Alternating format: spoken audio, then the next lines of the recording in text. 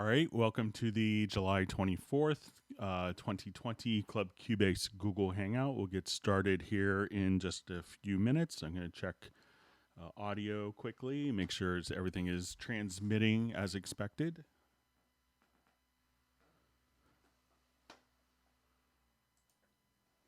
Bear with me just for 1 minute, and we'll let people get logged in.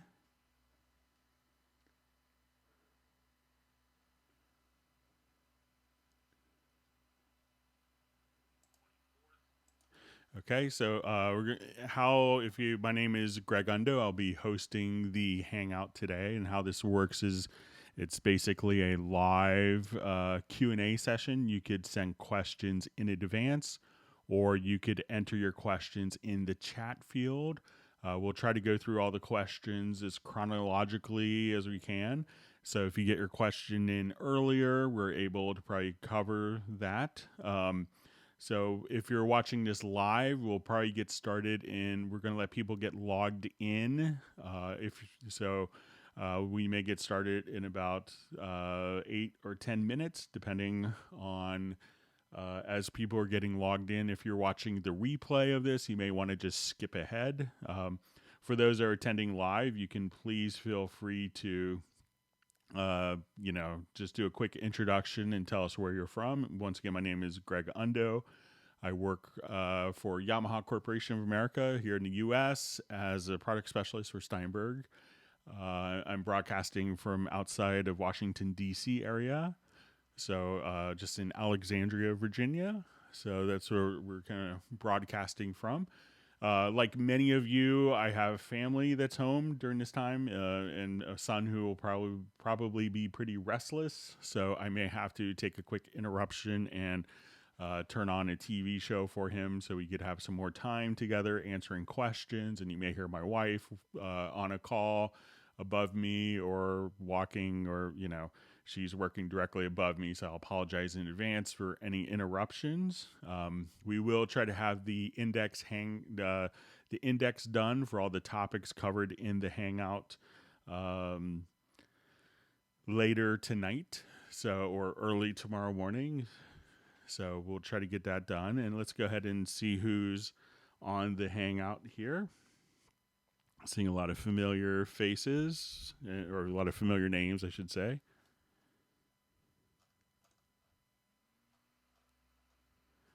Okay. So we see Ace from Texas. All right. We have Sub 403 from Calgary. All right. Pablo from Spain. Pindar, who's from the UK, I believe. All right. So Jason Sykes. So Taylor Sapp from Pine Grove, Pennsylvania.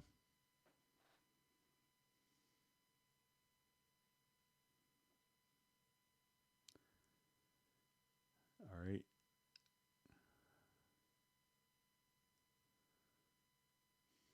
All right, so let's see. We have people from London checking in.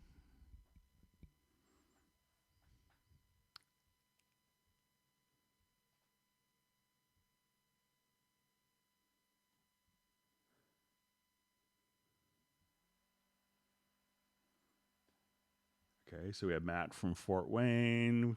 We have Rolf from Germany.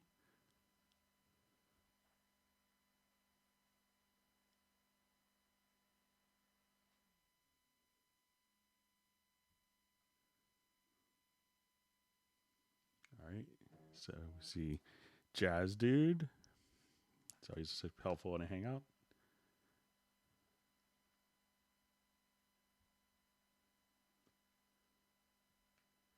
All right, so South Shields, England. We have Millard Brown from Pennsylvania. I believe he's outside Philadelphia.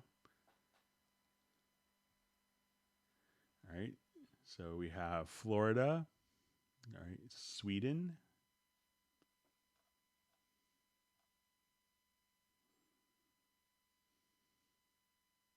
All right, so we're just getting people logged in.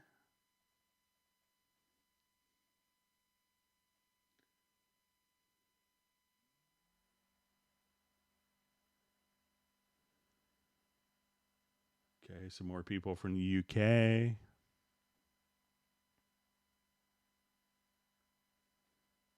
All right, so we have Columbia, South Carolina. Been there a bunch of times.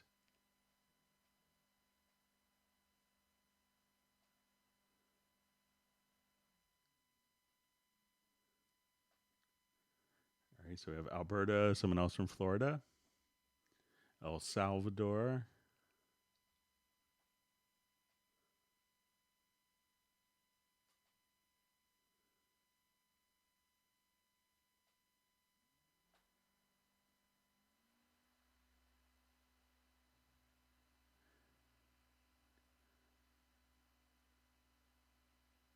All right, so we have Belgium. All right, people from California.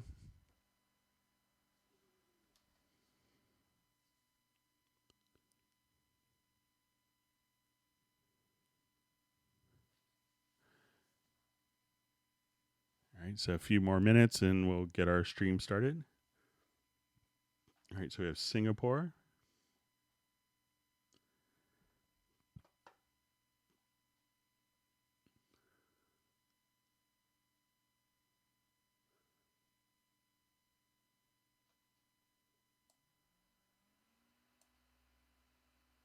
All right, we can see some more people getting logged in. We'll get started in just a couple minutes.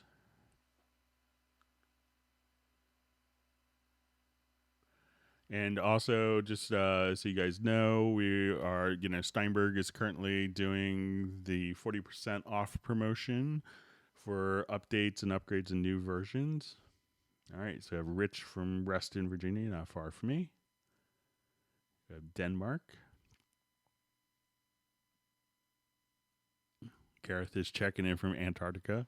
I appreciate that. It's our running joke that we haven't had a live attendee from Antarctica. All right, so Crystal Coast of North Carolina.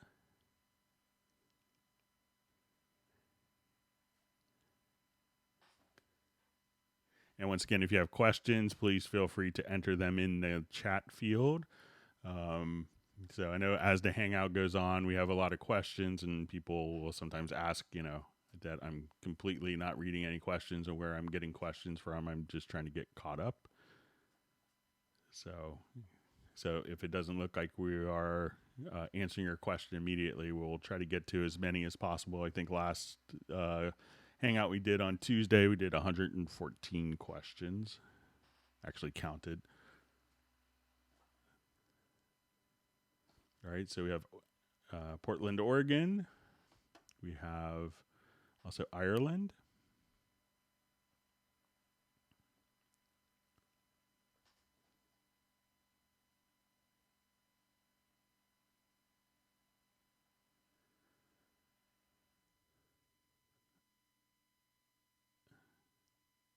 Okay, a couple more minutes and we'll get started.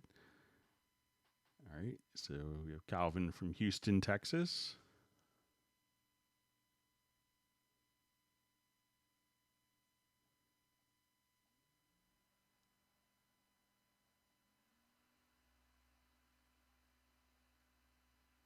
All right, this is the same question from Gareth on step entry, step recording.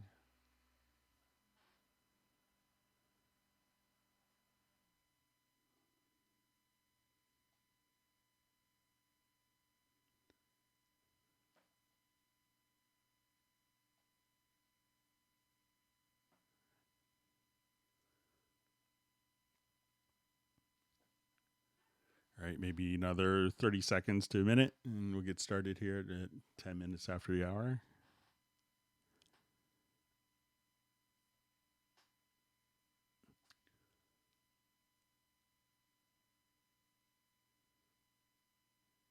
And if you haven't subscribed to the channel, make sure you do that so you get notified of other Hangouts and as new videos are posted. All right, so we see Terry Dean, we see other people from UK. See Agent K. Okay, so let's go ahead and get started. Let me just scroll up. And inevitably during the Hangout, I will kind of lose my chat time frame will kind of pop up. Okay, so let's go ahead and so I may lose my place periodically as well. So from Ace, hi Greg, hope you and your family are doing well. We are, thanks for asking. Does Cubase 10.5 or Hallion have any rock guitar with crunchy sustained chord sounds? What effects do you recommend for action cinematic track? So, I think that there's some decent like guitar loops that come with Cubase. So let's say if I just wanted to come over here, let's just go to our loops in samples.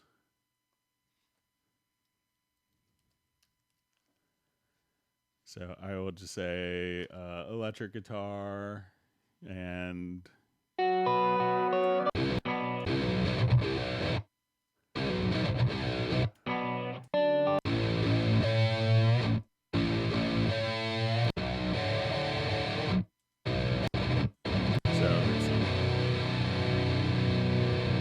nice. So,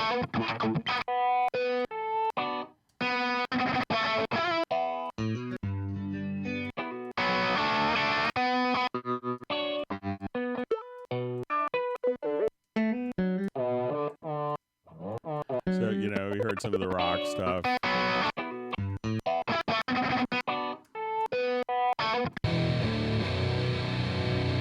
And then you could always kind of drop that into the sampler track and, put a little EQ, just maybe a touch of compression if necessary for guitar stuff. So I think those are quite good and usable. And you could drop it into Hallion. And let's say, in probably the second half of the question, what effects recommended for action cinematic track? There's some cool stuff that you could do actually in Backbone, and Backbone's kind of marketed as a drum synthesizer. But one of the sound designers who did content is Robert Dudzik, who, if you ever watch his videos on YouTube, he's just fascinating to watch. He goes to junkyards and shows how he does his sampling. But while this has a lot of different drum sounds, there's lots of different like rise and impact, so you could just kind of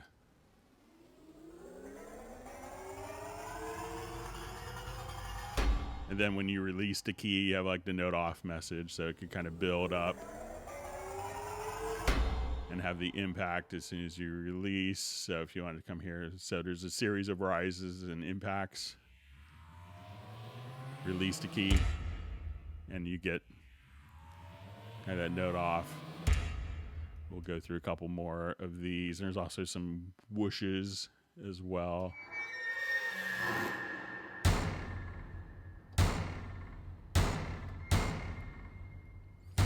So, and let's do maybe one more rise. So stuff like that. And then if we kind of move on, we could do another, like some whooshes and impacts. Stuff like that is really nice for transitions.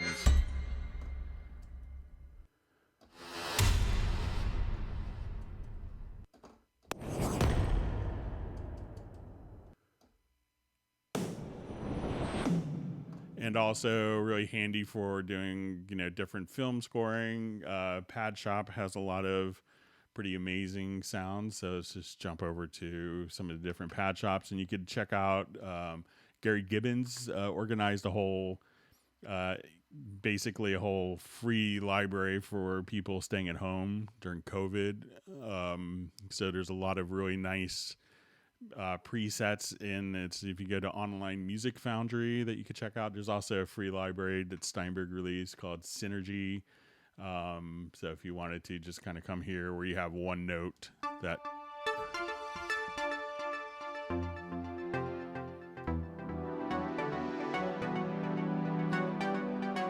kind of play one chord, and let's say if I wanted to so here's some from the Stay Home edition. My son loves kind of playing with these, but I think he likes this one a lot. it's just kind of, you hit one note and it's just a lot of different motion.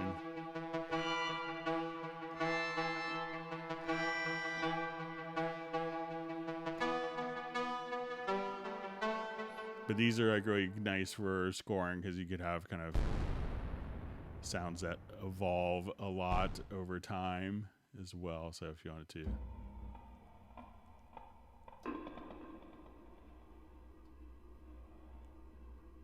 We have one sound that will continue to evolve and change. So those are some cool ones for film scoring that I would check out.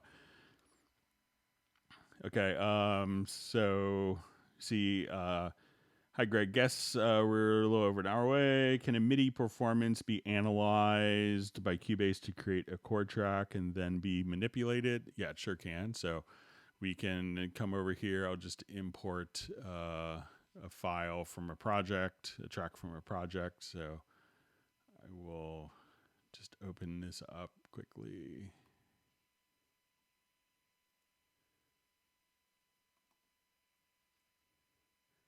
And I'll just choose like a quick piano part here. So really to figure out the chords of, and let me just, I probably maybe had it not to import the events. So now I'll choose to import the events and we'll have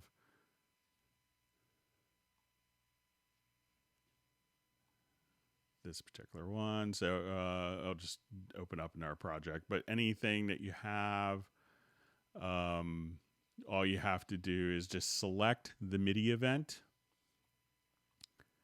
And I think I have some chords in this on some MIDI stuff.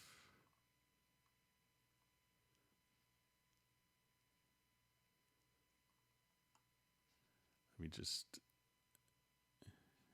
see if we could see all of the different tracks.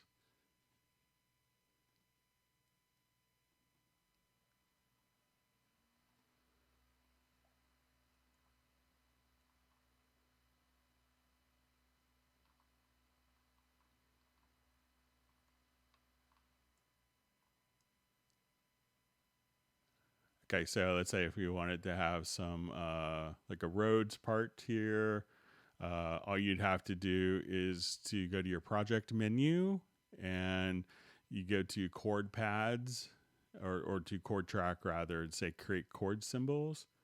And then once you do that, it can automatically just place the chord track for you that's been analyzed directly from that event. So that'd be all you'd have to do, and that will do an analysis of the chords from the event. So just select the MIDI part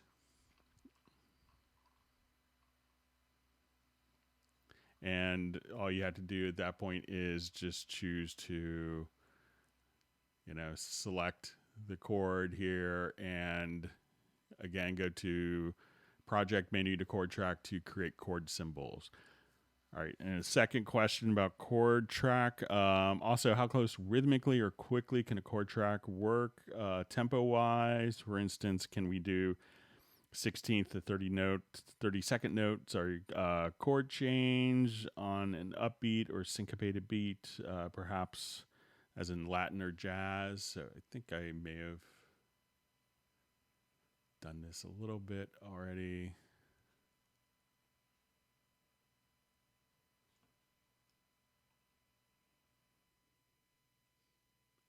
So here I have like 16th note chords on a chord track, just playing an organ. So let's just say if I come here and we play it, and let me just make sure that track is selected.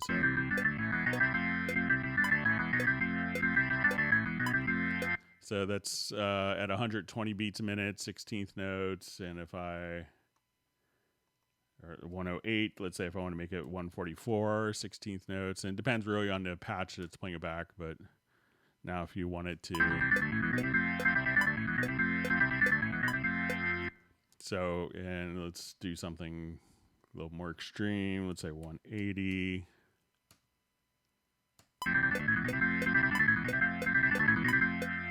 So it doesn't seem to have any problems. So I don't think you'll have any problems, having the chord tracks trigger different elements at different speeds. But if you have like a slow attack on a string sound or a pad, that may not carry over. So you may have to kind of, pick the sound accordingly to make it work rhythmically.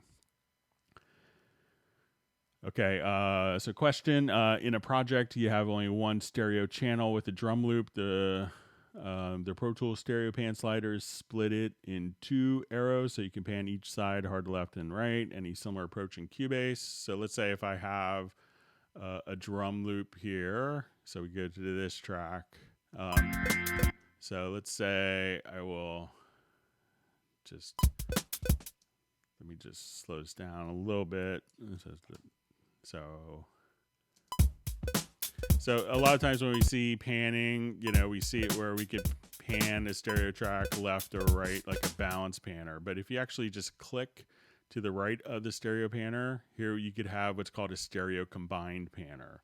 And now I could take the left channel and pan that independently. I could move everything to the left. I could have different amounts. So if I wanted to be kind of a narrow panning, but more over to the right, or over to the left, or if I wanted to be more dispersed, I could just hold down the mouse button and move the cursor up and down. If I wanted to flip the panning, you could do that as well. So instead of just being a traditional balance panner, try just going to the right edge of the stereo panner.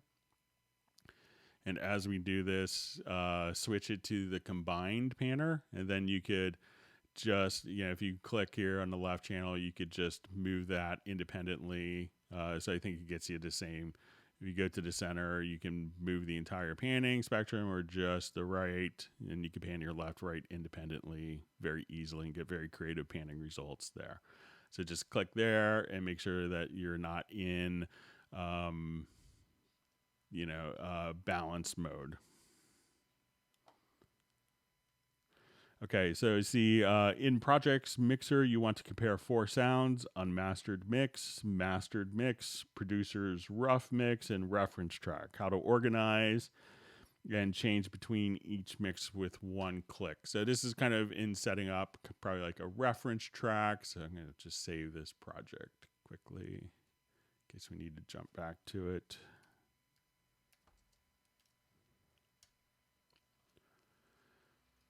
Okay, so I think I have this set up with this particular project. So if you wanted to work with, have different reference tracks, we could do that quite easily. So, and we could do this using kind of the Q-Mix inside of Cubase. So this project actually has like a 24-bit mix reference. So I'm just going to do, let's say I just do like a horrible EQ curve on this particular project. So I'll come here, let's say I just do nice smiley face EQ. Let's say it's way too crispy. So, and I wanted to have another track that was my reference mix. So when I come here, I have a 24-bit mix and a 16-bit mix. So what I want to do is to open up this channel. So I'm just going to load it as an audio file. So I'm going to open up this particular channel, and I'm going to set its routing to no bus. And then I'm going to go into the control room. We want to make sure that in the audio connections that you have different Q mixes set up. So you could right click and add, different Q mixes as you want. So if you wanted to remove a Q mix or just add one, so add a Q mix for each one. And then for this track, I'm going to unmute it. And then I'm going to set this, I'll go to my Q sends, and I'm going to set this to Q send 1. So now I go to my control room. I could listen to my mix. Then if I wanted to listen to Q mix 1, so the concept is to not have this track go through the processing that could be on this track, such as our EQ. So now I click on Q Mix 1.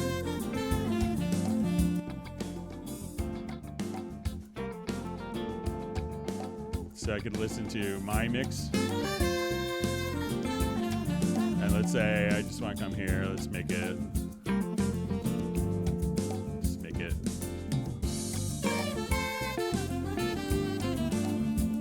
Let's say I'll just do more.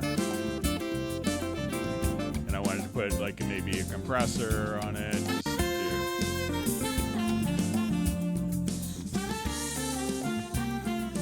So now again, to compare that to the reference track, these reference tracks can be routed directly to these different Q mixes. So I could come here and let's listen to my reference mix. So that could be, your unmastered mix. A mastered mix could be what we're listening to, or a producer's rough mix, reference track. So if you wanted to do it in real time with your mix, you could do it like that. So this is everything, including the master processing. Now, if you wanted to just have kind of like the same mix on different tracks, where you have like 4 tracks of audio, and you wanted to be able to just switch that way, if it wasn't during the mix process, we could come directly here. Let's say we do a new project. And I'll just go ahead and drop just a quick loop in.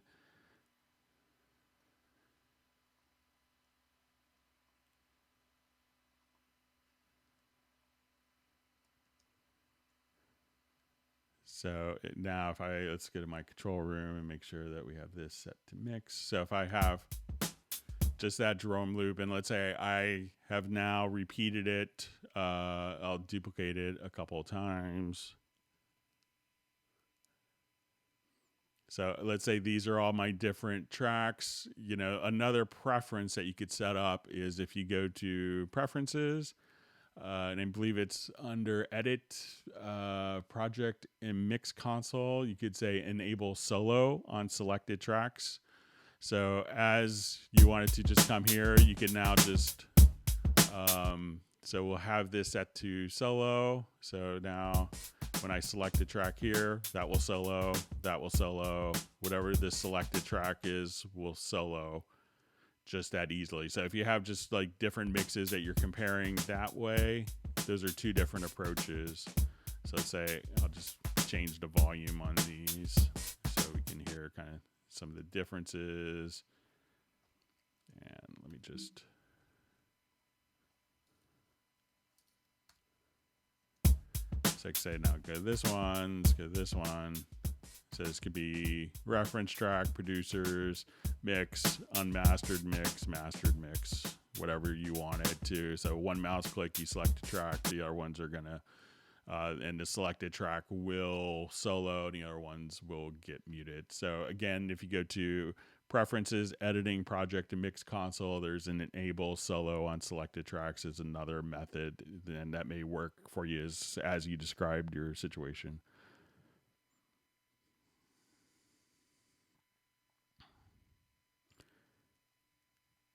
Okay, I use a plugin that flattens, this from Pinder, that flattens the curve of my headphones. SonarWorks anyway. I have to bypass it for mixdown, but now the track which sounded great through headphones sounds fizzy and tinny like it does if you bypass the plugin on playback on Cubase. Not sure what happened there.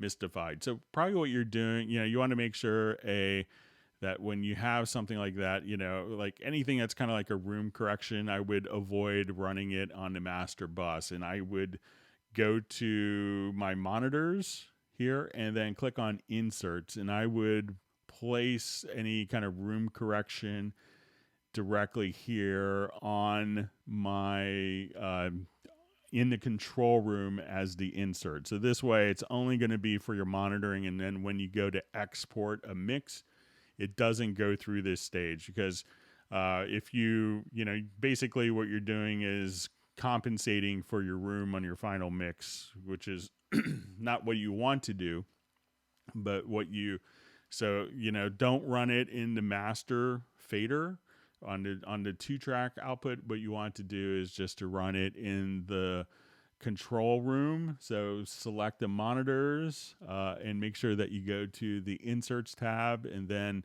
you could just run the plugin as an insert directly for the various monitors here. And that's where since it's changing just a monitoring characteristics and you don't want it to be applied to your mix. So I would do that. I think it'll make sense. Okay.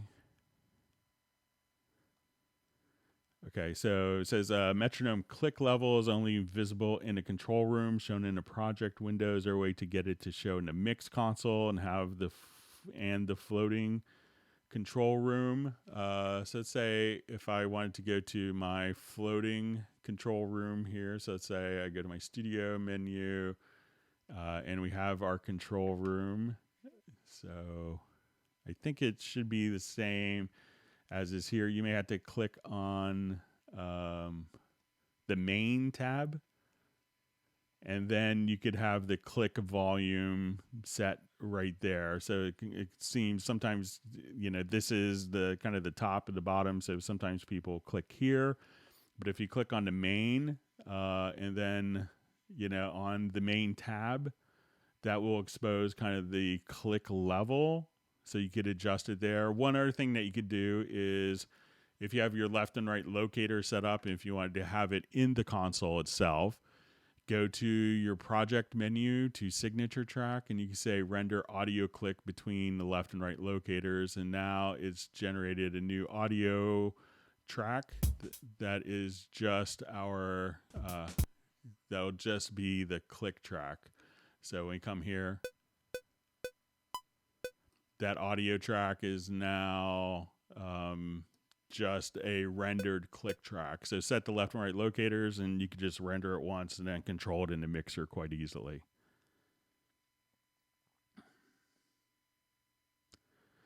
Okay, so it says in preferences under VST, could you explain the setting for delay compensation threshold? So let's take a look. So we'll come over here to the Cubase preferences and under VST. Okay, so we have a concept of delay compensation threshold for recordings. So if what we have a lot of people run into is if we have a lot of like heavy plugins, and sometimes certain plugins like a multiband compressor can have a lot of latency in them. So if I come over here, let's say I wanted to add 2 multiband compressors on my output chain. So let's just say, and kind of multiband plugins can be a bit more notorious. Let's say a multiband envelope shaper. So when I do this and we look at in our mix console, so let's say I go to my full screen mix console and we could activate the channel latency. And we can do that. I can see that we now have 122 milliseconds. So we can see the multiband compressor is 123 milliseconds. The multiband envelope shaper causes 2 milliseconds of latency. So if I was recording, what I could do, and if I was tracking and we're monitoring through this particular plugin, so say I'm in my mix console, I'll just come right over here. So we'll open up our inserts. So the delay compensation, the constrained delay compensation, if I was tracking, what I could do is enable this. And then as I look at my mix console, it's going to disable plugins that cause a lot of latency. So sometimes I get this question, or it's like people like, I had this plugin and it's just not working. And that's because you have it set so that you could record with minimal latency, and it will just kind of turn off high latency plugins that could cause monitoring issues. So if I disabled this, then all of a sudden these plugins would just show up again. So I'm going to bypass my constrained delay compensation, and now the plugins are there. So what that preference allows you to do is to set how many milliseconds of the latency before it turns the plugin off when constrained delay compensation is on. So if I say it's going to be for 3 milliseconds, and then I hit OK, I activate my constrained delay compensation. We'll probably see that the envelope shaper, since that's 2 milliseconds, will be fine and will stay on. So I will come here, turn this on.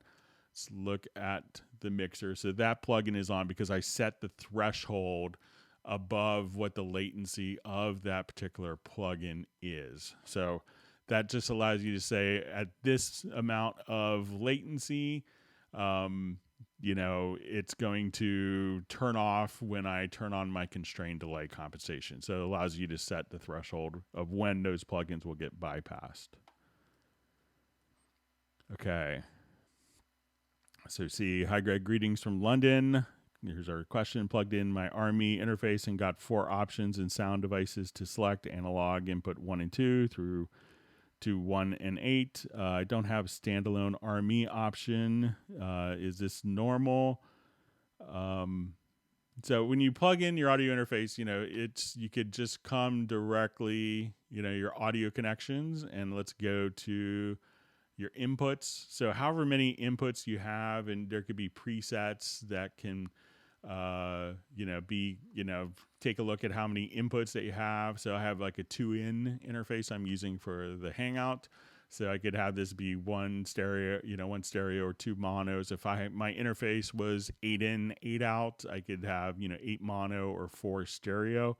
So, this is once you tell Cubase in the studio setup under VST audio system, which interface to use under the ASIO driver. At this point, it can have different presets, but you can make these as well. So you may not see it, as a standalone Army option. So I think that's normal, and you'll just see all the available inputs that you can freely configure as you see fit.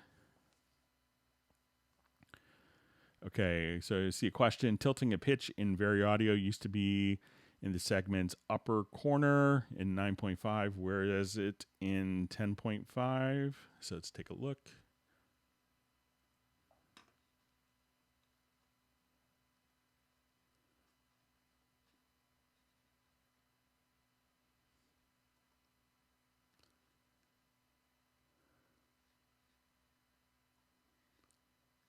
Okay, so let's get to my vocal track here.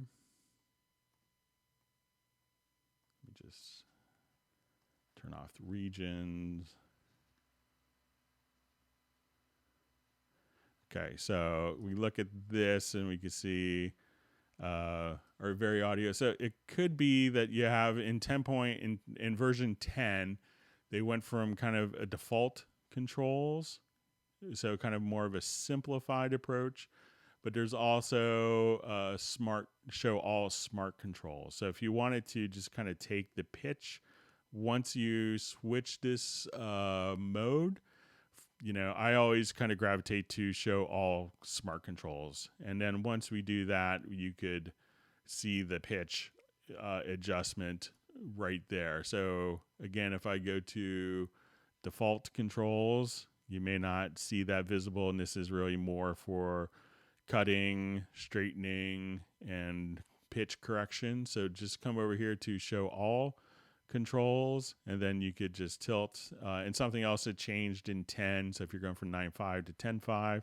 is just to kind of grab. You see this little diamond in the center. I could grab that diamond, and if I wanted to only pitch from that point, we could just set that as an anchor point there. So if I wanted to pitch up just at the beginning of the phrase, we could do that there and just kind of move that diamond as an anchor point. So make sure that you have all smart controls enabled, and then you could just simply turn it on and off and adjust the pitch tilts there.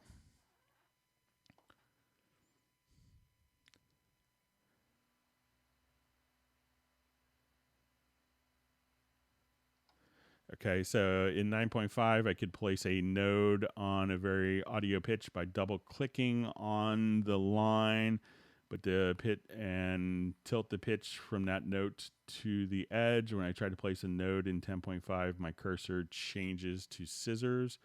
So I think, once we have kind of those, I think I may have answered that question before, but you could just kind of just make sure that you're in the all smart controls, and then I think that will take care of both your questions, Taylor.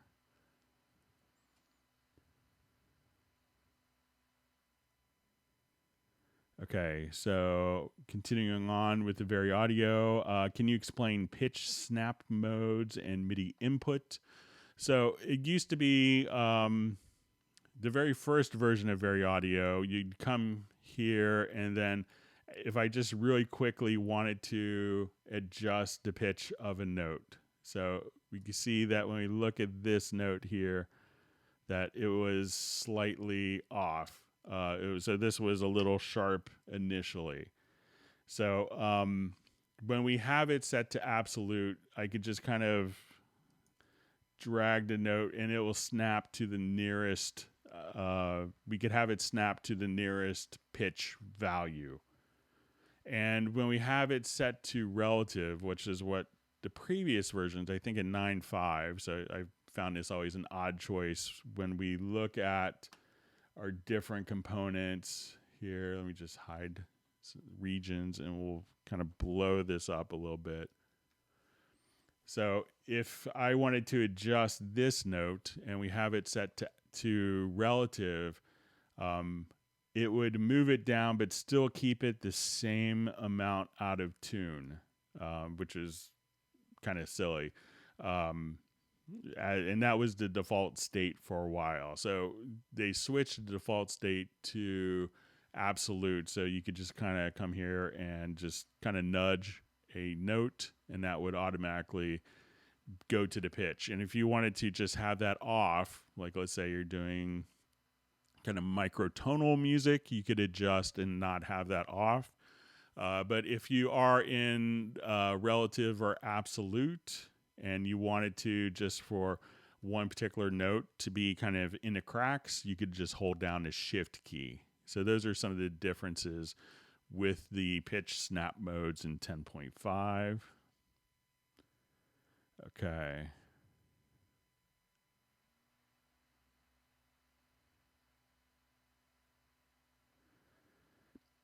Okay, so I see in T-guitar patterns, start playing 1/8 note late, even with the buffer set very low. What could cause this to happen?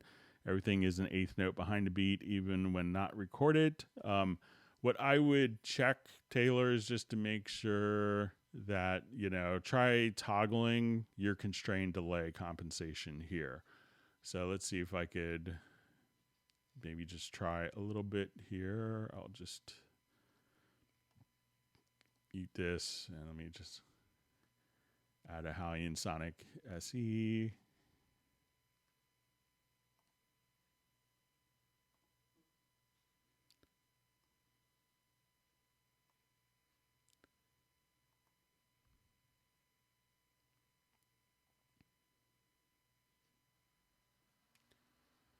Okay, so I'll just come over here. All right, I'll switch it to patterns.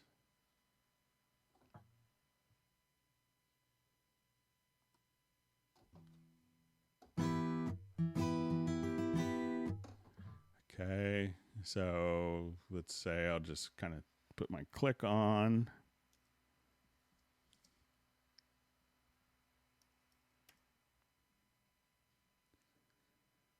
Let's see if I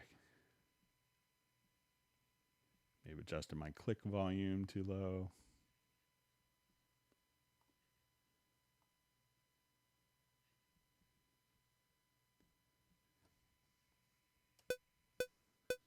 Okay.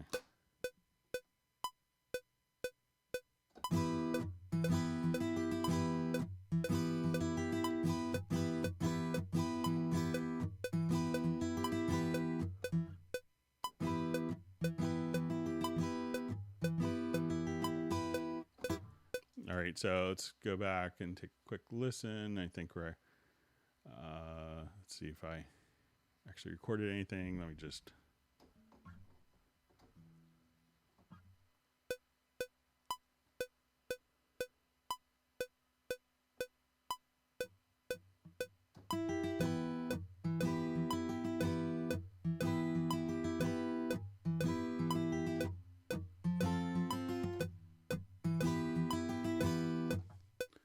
Okay, and let's go ahead and see how that sounds. If it's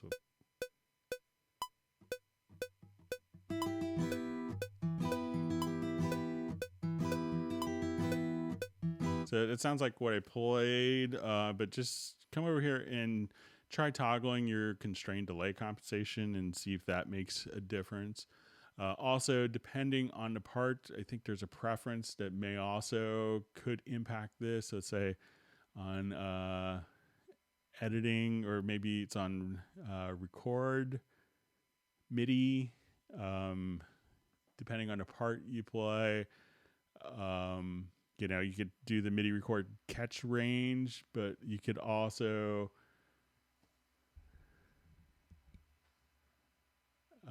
let me just see if there's,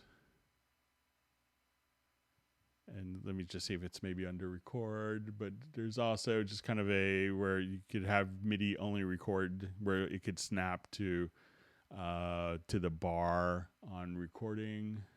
Just seeing if I can find a preference real quick. So, but I think it might be your constrained delay compensation. Okay, let's move on.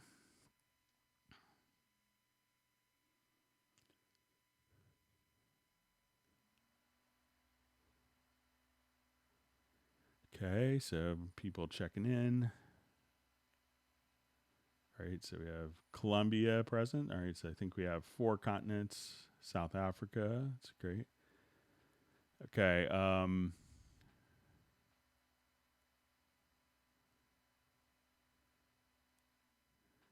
okay, so a question from Taylor. When I'm in Loop browser from the main menu, nothing shows up under my category, subcategory. When I click on a header, the instruments show up for a quarter second, then disappear. How do I fix this? So let's say if you're in Loop browser, so I'm just, okay. So we come here. So let's say we have category and subcategory. So when I click on a header, the instruments show for a second. What I would try to do is, I wonder if maybe there's another filter set. Try to click on the reset filters and see if that makes a difference. Sometimes, I get similar responses, and and I find out that the person's looking for a heavy metal accordion that's clean and vintage, kind of, so they could sometimes create conditions, looking in a key of E, and wonder why, these particular conditions, may not be as apparent. So I've seen some people make conditions that don't make sense together, but try coming over here and just make sure you do a reset all filters, and I think that will probably take care of it for you, Taylor.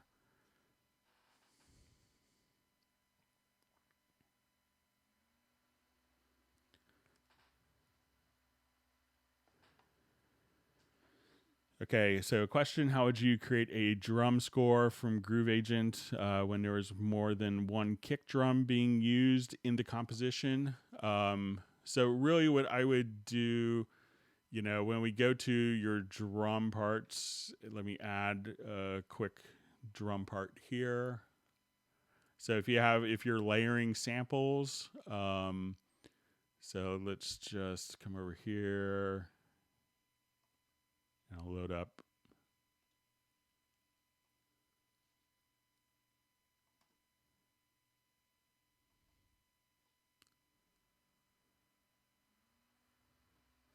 Okay, so we have this, and let's say I go to I'll create a drum map from my instrument. And if you're using, like Steinberg instruments or VST3, you could do that. But once we come over here, we could say drum map setup.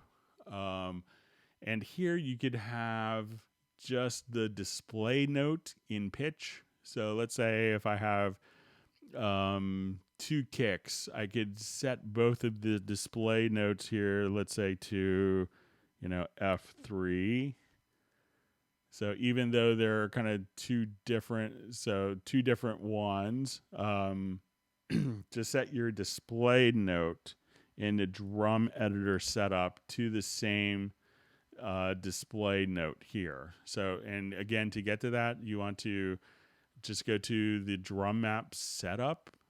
And then if you have two different samples that are playing the kick, just change the display note. And this display note is what's going to be used in the notation. And then you could also choose different note heads. So even though you may have layered multiple samples, or if you're doing like, double bass drum type stuff, you could still have them indicated just by the display note in the drum map setup right here in this column. Okay, thanks for all the great questions. If anyone's learned something new, please feel free to hit the like button. And if you haven't subscribed, please do that. Okay, so question, can I anchor the inputs in stereo out in the lower zone mix console like I do using the zones tab in the main console? So yeah, let's go ahead and take a look at that. So when we go to, let me add some more tracks here.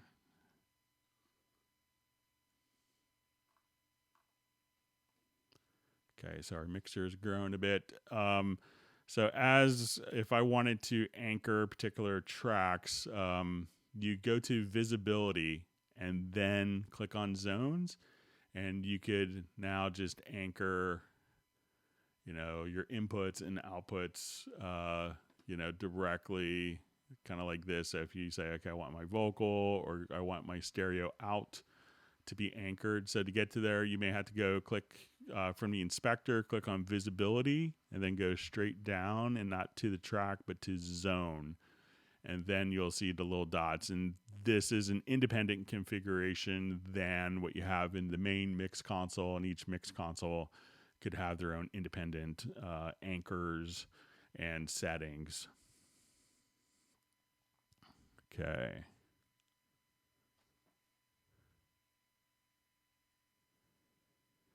Okay, so I just see a comment. I'm a beginner. I don't have any idea how it is, but I want to learn how to make it. So, Cubase can do, tremendous amount of things, but, don't, think of it if you've learned how to play guitar or use a computer or learning how to play piano or drums, bass, you're not an expert as soon as you pick up a guitar the first time. So give it patience and think of it like you're learning a new instrument, and and just take a little thing at a time. Learn how to play one song, learn how to do one function, and and there's lots of great options available for on YouTube just for learning different aspects of the program. Okay, but welcome to the Hangout, and we hope to see you on more in the future. All right, so as to see. All right, nice comment from, I think it's Haru or Heyru Entertainment. I like your teaching. Thanks. I have to sit through them as well, so try not to make it too boring for myself. So if I'm bored, I don't want to put that on anyone else. All right, so another question. I heard my mix lacked mid-range for impact, and my guitars were super compressed. Any checklists I can make or reference tracks where it's at? Yes, I'm from the UK. All right. So, a lot of times, there's some things, if you're, if you say, mid-range is really critical for kind of the overall spectrum. So let's say, it sounds like it might be kind of a rock project. So let me just jump to something like this.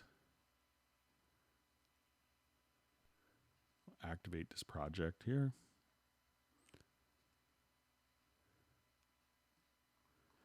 A lot of, it's kind of a classic thing. I was in a discussion with an engineer, like prominent engineer friend of mine, and he's always like, it's always better, mixes sound better when the arrangements are really good. So, try not to go too crazy. I see a lot of people spend a lot of time, having so many tracks, and then sometimes so many different tracks are kind of fighting against themselves.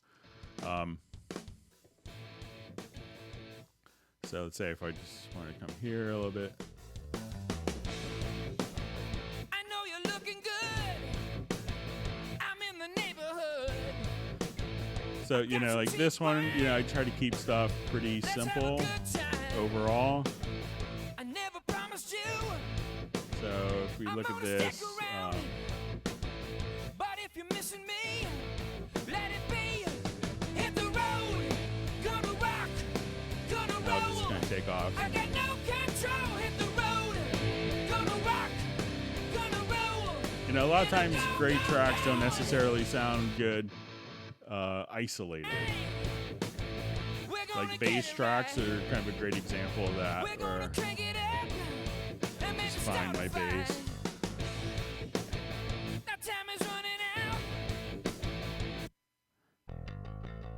So a lot of times, stuff may not sound so good isolated, but guitar, a lot of times, try not to have too many effects on stuff. I remember when I was working as an assistant engineer in New York, it's always fascinating talking to the other guys, and like, when there's, inevitable downtime in big sessions. And one of the guys I worked with, he was the assistant engineer on the AC/DC Back in Black sessions. And he was like, the whole secret to those guitars are, they're completely bone dry. There's not an ounce of delay or reverb on them at all. So if you could get everything to sound really good dry, that's always a really good place to be. And then maybe you could add some sweetening effects. I know people like Elliot Shiner, who, did like all the Steely Dan stuff and has worked with, the Eagles and Fleetwood Mac and Sting, like a who's who of everyone you'd ever want to hang out with, and he mixes kind of incredibly quiet. So like when he's mixing, he may be mixing something like this loud the whole time.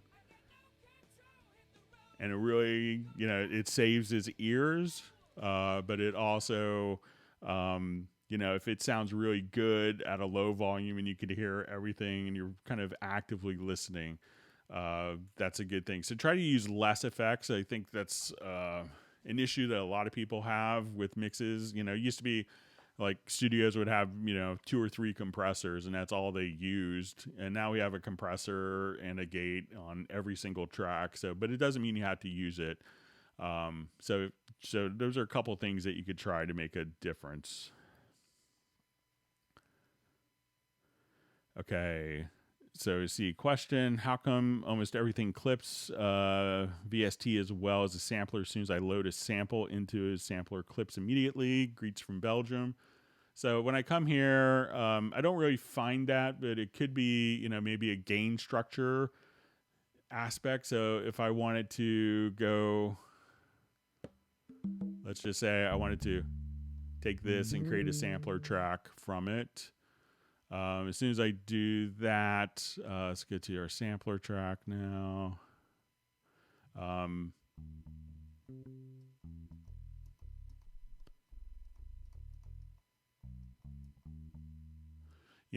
I don't hear any clipping there. If you have, I know a lot of people tend to run, and, I would, and this could also go for other things where people have like a full mastering chain in their master effects, and that could affect the gain structure. I would kind of shy away from that if you can, but I haven't run into any VST instruments or clipping, so maybe it's the monitoring system or your monitor's gain structure. isn't set appropriately. So those are a couple of things I would check out. I think my son is home. I may have to get a show on for him. Just excuse me 1 minute.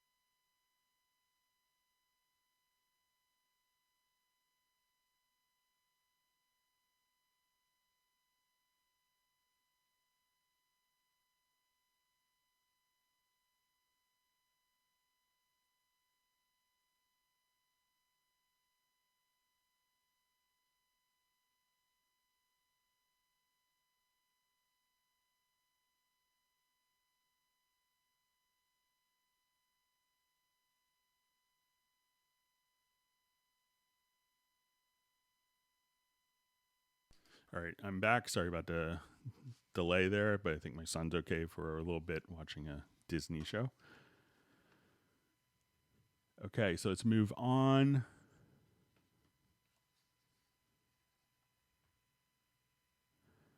Okay, so it says, hi, Greg. If I load up Steinberg libraries for Pad Shop and modify a preset, how can I save my changes without altering the original Steinberg preset patch? So as soon as we come over here, let's just load up quick instance Pad Shop.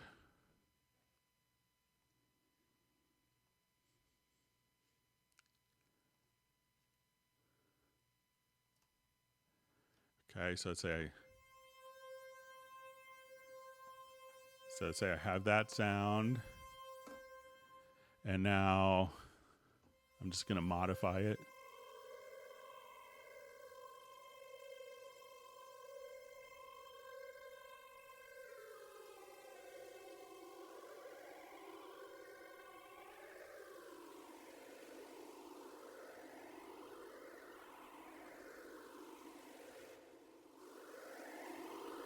All right, and I will just kind of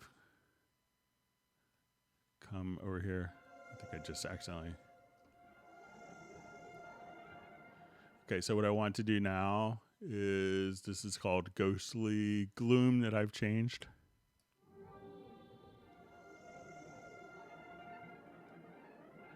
I'll just...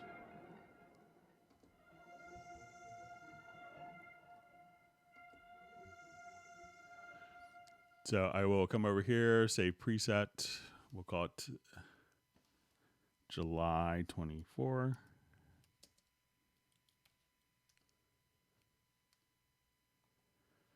Okay, so now if I go to Ghostly Gloom here, I will just go back to our original one.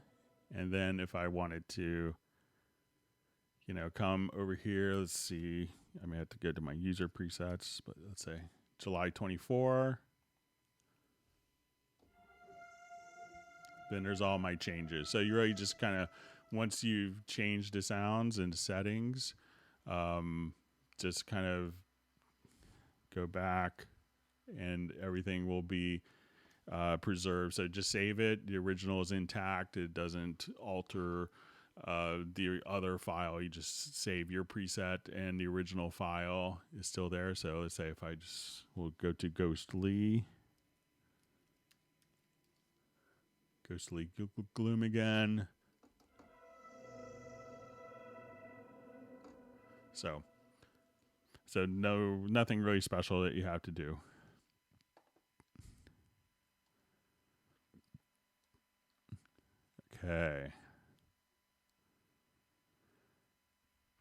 Okay, so see, question, is it possible to resize the score editor layout view and also portrait or landscape mode? So let me just jump back to one of our projects here. It has some sensible notation.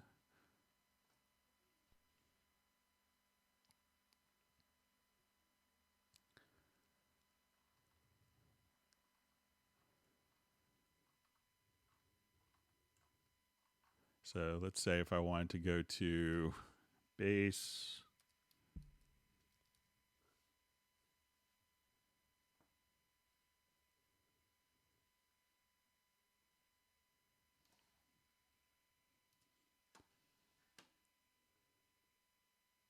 okay, so if I just kind of come over here and let's look at it. So there's two different views that you can do. So you could look at it in edit mode or page mode. So if I go to page mode, I could just hold down Control and use my mouse scroll wheel to kind of zoom in and out. If I wanted to double click here, I think we could also just change the size as well. Let me just see if maybe it's under layout. So we could also say, okay, I want this to be 125% and just hit apply. And you could, so if you get to layout and look at size, you could do that, or just go back to defaults. As far as page layout, let me just see. I'm not sure if there's kind of a portrait versus landscape view. So I don't know of a portrait or landscape view, but those are a couple things you could do to kind of change the size. So I'll just, so I think everything's going to be kind of in portrait view, but again, you could just change the visual size like that, or double click to and go to layout to layout size. So say 125 and hit apply. So those are a couple things that you could do quickly. Change the size of your score.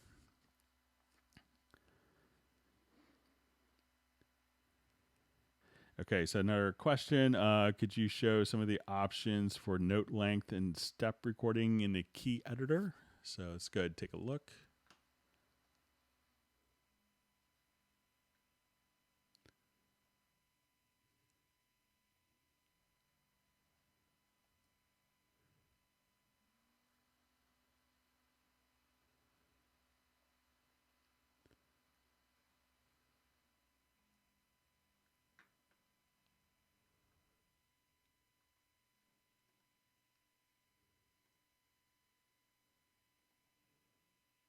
Okay, so that's okay, so I'm gonna just create an empty part. So if we wanted to do, and let me just set up this to 0 quickly.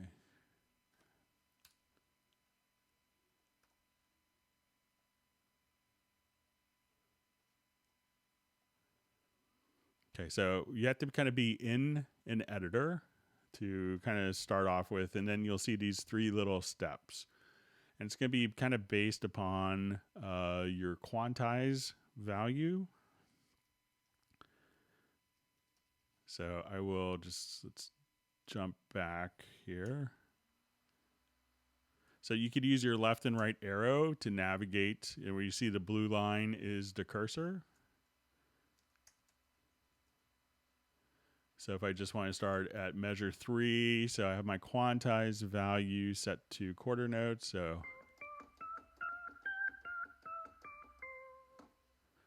and I'll just make this full screen. Okay, so now if I just wanted to, we'll just jump back here.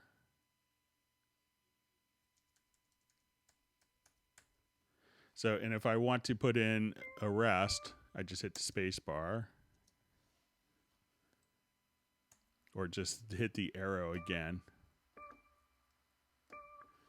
And I think if we go to maybe our quantize setup, let's just check.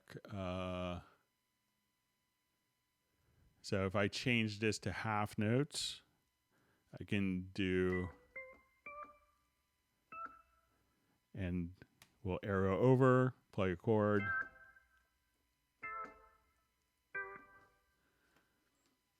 So those are some of the things that you could do quite easily, and just kind of changing your different rhythmic values. So now if you wanted to put in eighth note triplets,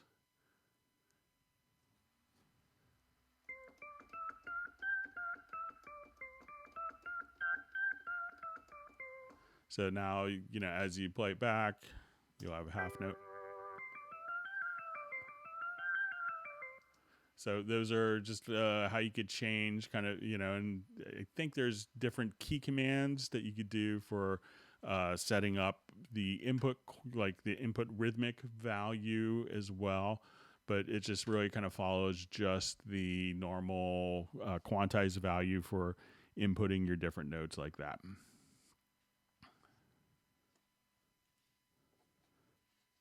Okay. See someone else mentioning, Terry Dean mentioning about the control room for using for like Sonar Works. Okay, my chat jumped on me. Let me just scroll back. Thanks for all the great questions.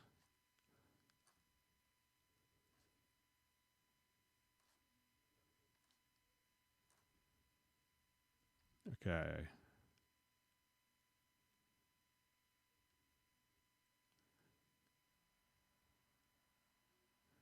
All right, so we have someone checking in from Zurich. I've always wanted to go there.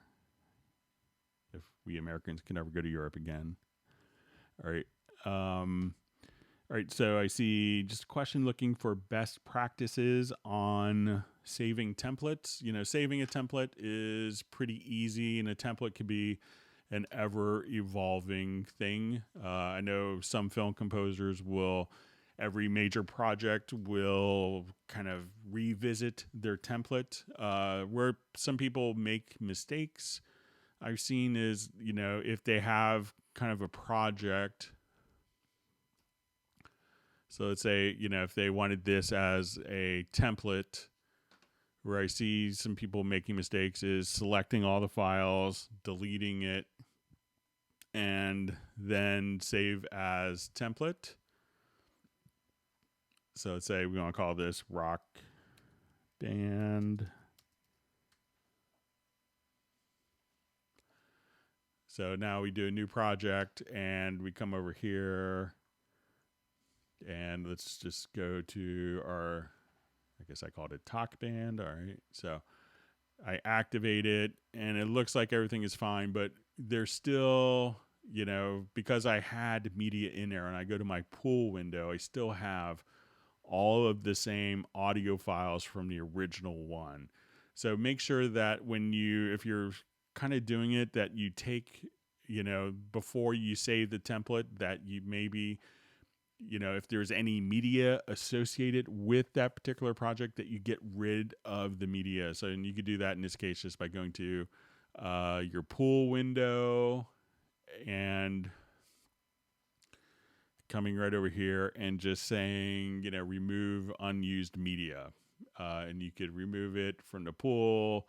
And that way, you don't have audio files that are being carried over. So that's a problem I see with a lot of templates.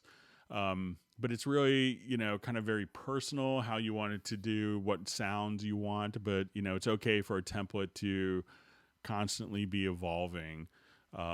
So that's pretty typical. But most of it's pretty straightforward. A lot of people will use folders if you're doing orchestral stuff.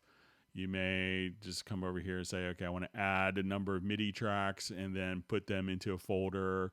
This will be strings, and then you could have a subfolder of short strings, long strings, pizzicato. You could have a brass folder, orchestral percussion, and all of your symphonic and orchestral sounds could go within those folders can go within another folder for orchestral, sound effects. So different things like that you could work with very easily. But, the one problem I see a lot is people saving a template that has media in the template, and then they run into all sorts of issues with similarly named audio files and different things like that.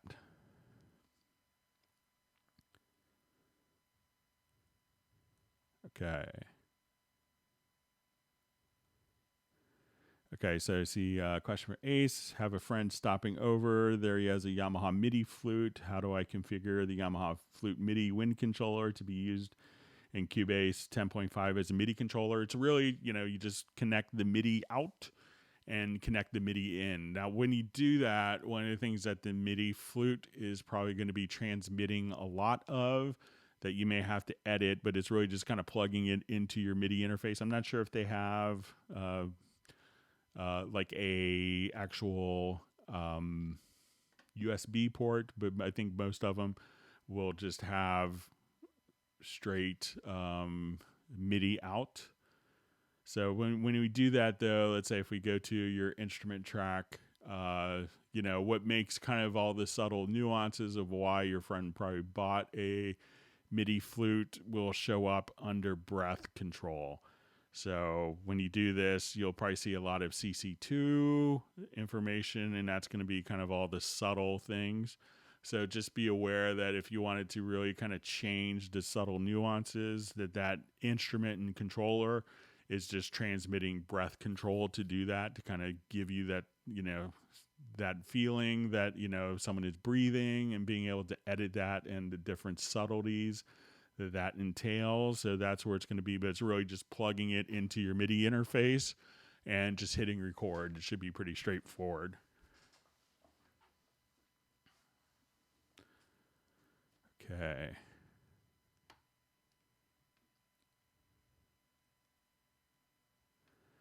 Okay, so where is the plugins information on Cubase 10.5? It is under devices and the other Cubase. So it's just really under Studio, and then you'll see VST Plugin Manager. And you could come right over here. You can see VST Effects, VST Instruments. If you have any plugins that are in the blocked list, so it's called block list, you could do that. And if you need to define a new plugin collection, you could do that here. So you could have, your plugins organized as you see fit. If you click on, if you select a plugin, you can see information about where it is, where it's stored. If you needed to add like VST2 plugins, paths, you could just click on the little settings cogwheel and click plus and define where your VST2 plugins are installed on your system. And then you could just right up here is the rescan. So again, all of that just found under directly from Studio to VST Plugin Manager.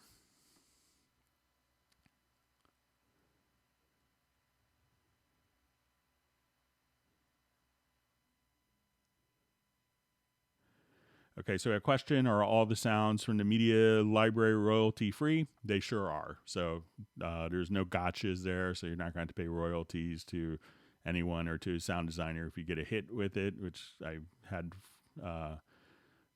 friends run into with other products. So yeah, they're all royalty free.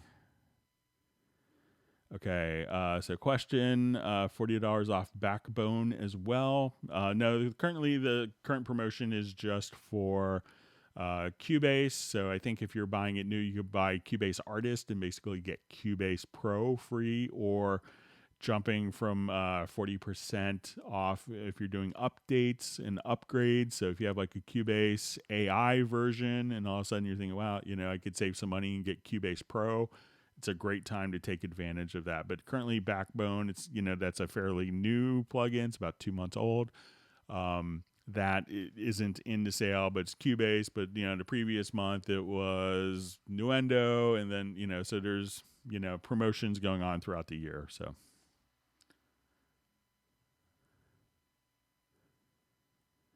Okay.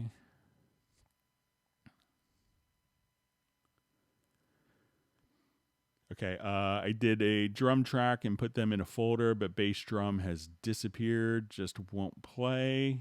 So, one of the things you could do is just kind of check, your visibility here. So, depending on, if you have like all your bass drums, all your drums in a folder, like I do here, we could, open and close the folders here. You could see everything, but make sure that it's, maybe it got set to a different folder. Sometimes that's pretty easy, but if you had your bass drum track, if it's in the project window, it's going to be visible here in the visibility, and it could be maybe, sometimes the tracks can get hidden from view, so make sure that you have all of your tracks checked there. And it could be maybe it's in another, it could be that the folder is hidden, or maybe it got put into another folder, like maybe a safety folder that was muted. So, it could be something like that as well.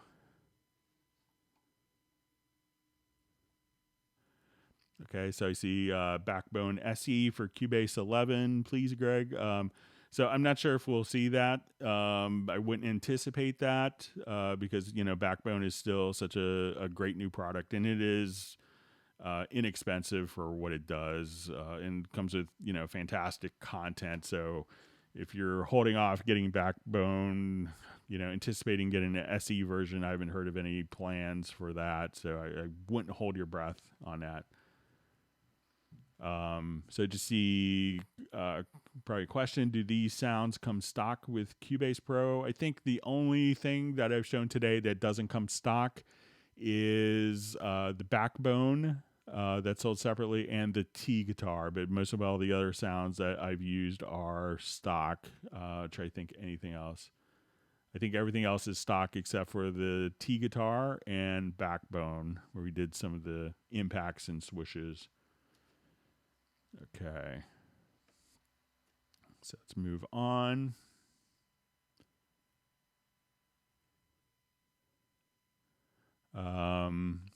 Any tips on recording children, lead vocals, female, 10 to 12 years old?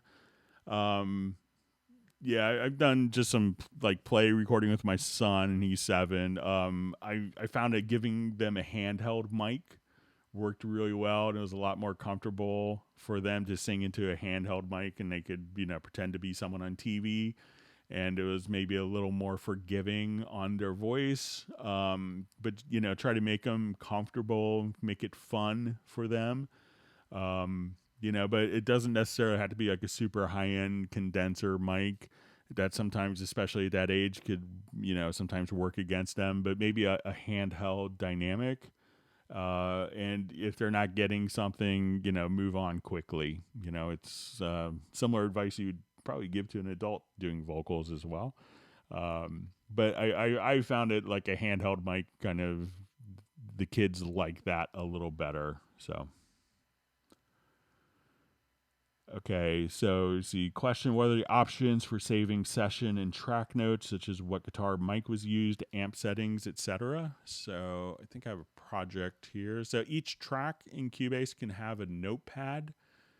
Um, Let me see. I think yeah. So if I come here, I'll show you kind of example what I usually do on session. So I will come over here, and each track can have its own independent notepad. So you say this is lead vocal, Andrews U87, no pop filter. I come to guitar part. Okay, it's Gibson J50, it's an AKG 451 mics in stereo. I will also kind of go through and look at notepads for also, different instruments as well. So you could say, if you have to hand off instrument, like a file to someone and they don't have the same VST instruments that you do, or maybe an older version, you could come over here and say, this is the Yamaha S90 ES from Hallion 6, So I kind of keep pretty detailed notes. We can see these notes when we go to like the full screen mix console as well. So I'll come over here and you could just say, we want to see notepad data. So as we kind of do this, I often just kind of keep everything, a lot of track notes, just because I used to be the assistant engineer at a big studio in New York. So I was a guy who had to keep track notes of sessions. And there's also a global notepad. So you could come directly over here. Like here's where I would put, the name of the project, what date you're recording. You could keep hours. You could, copyright information, what the BPM, SMPTE frame rate, lyrics. So I have all this kind of in notepads. And when I need to pass it on to someone else, I just go to export notepad data. I'll hit OK. And now I could see my global notepads. And I could see for all the tracks, different notepad information laid out for you that it just saves as a text file that you could pass on to anyone, and you could have all that information within the project. So I think it's a great feature to have. I see a lot of people get mixing projects, and there's 16 different vocal tracks, and they have no idea which one they should be using. Why they recorded this one, why they included this, why they, something you can't find a particular good track for a part, careful documentation in sessions is kind of a lost art form for a lot of people. So I think that should kind of help for you, Rich. All right. Let's move on. Okay, my son's knocking on the door. Bear with me 1 second.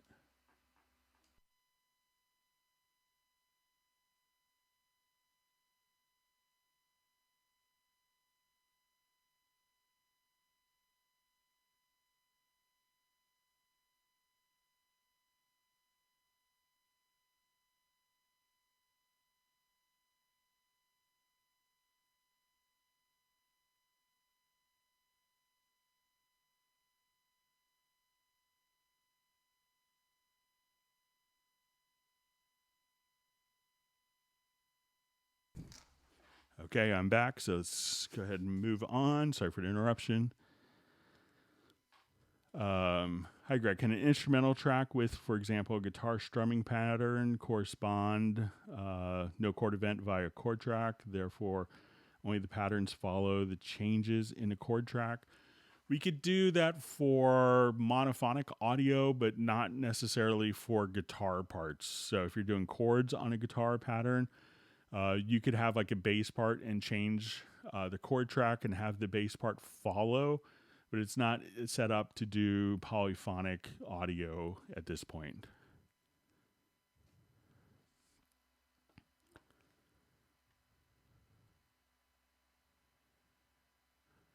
Okay, so it says, hi, Greg. Hope you're doing well. Just want to ask you to show how to use a step sequencer in Cubase. Thank you in advance. So I think we covered that just a little bit earlier. So, but if you missed it, you may want to rewind, maybe about 10 or 15 minutes ago.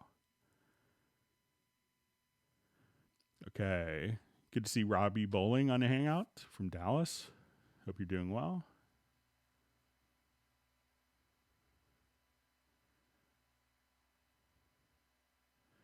Okay, so we have a question. How do you reset Unity gain to 0 for all tracks in the mix console? So if I wanted to do it for, just switch projects here real quick. Something has more audio in it. All right, so I could select all of my tracks here. And then I could just activate Q-Link. And then if I hold down Alt, I'll just say, I think if I just hit Control or Command, so now I could just say, I'm going to choose this to absolute. So if I have, let me just undo this here. So if I activate Q-Link and put it to absolute, and then I could just hit Control or Command on one fader, that will send it to 0 dB, and then they'll all be set to 0 dB. If I had it into not absolute, but on suspend all channels, so this way when I do this, they would all be kind of linked together. But if I set it to absolute and set 1, they would all be set to the same value. And if you hit Control or Command and click on 1, that will take it to 0 dB. So there's just some quick ways to do that. And if you totally messed up, you still have your undos in your mix console history.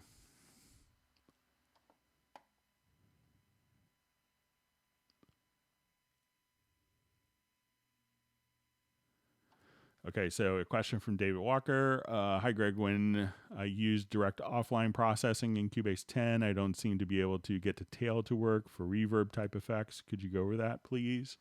Yeah, let's take a look.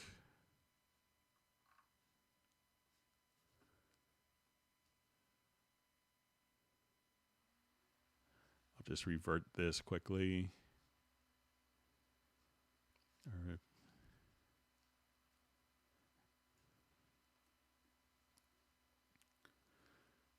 Okay, and let me just have some more parts in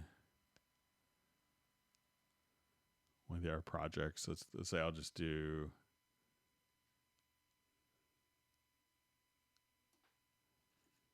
this one here.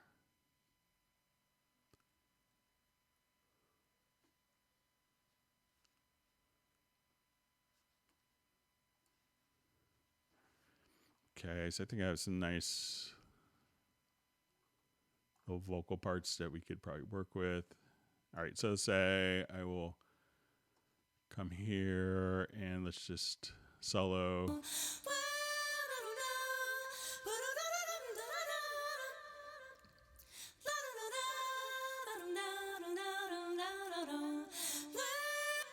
right, let me just set this to my stereo out and see if we get it dry.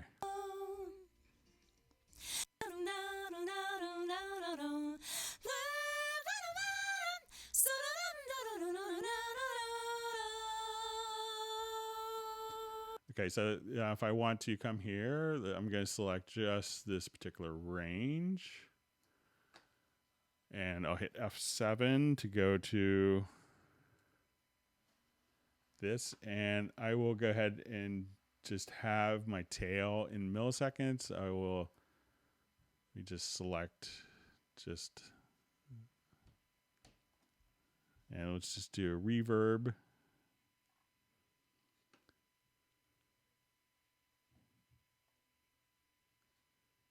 So now as we listen to this,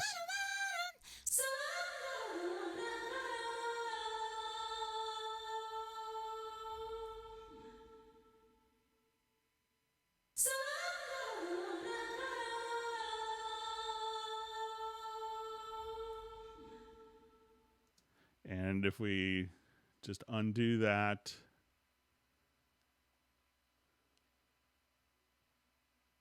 so you can see how the tail was. So those are just kind of settings I have set up there.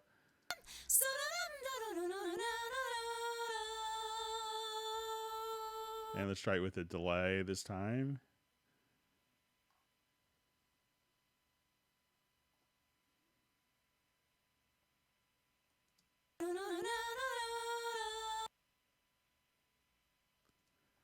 All right, sorry, I'll just take just a portion of that file.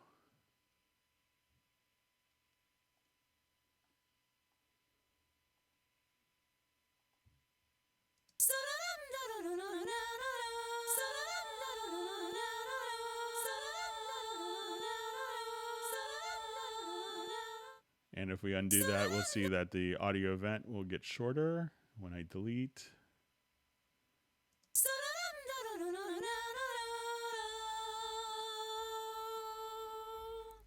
So nothing special, but see if you could copy maybe those settings and see if they work.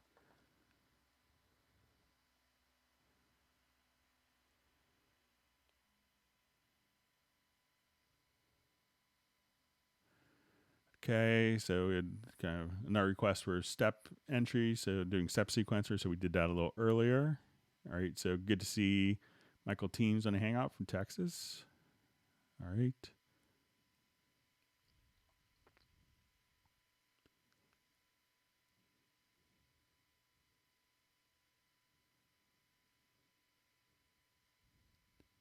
Okay.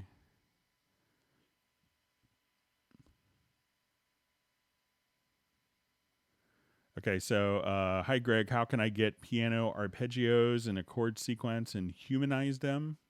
Okay, so let's take a look.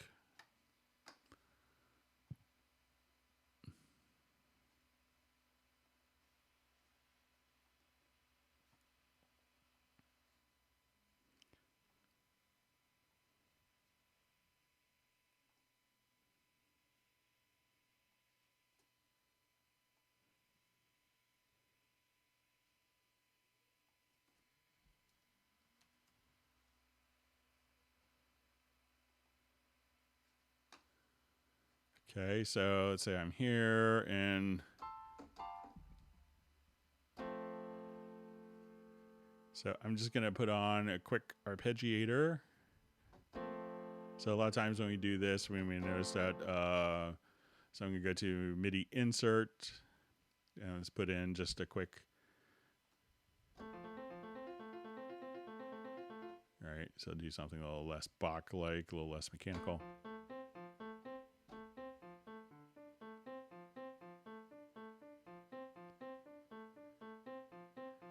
Okay, so when we do this, we could also just say, okay, you can do different rhythmic values.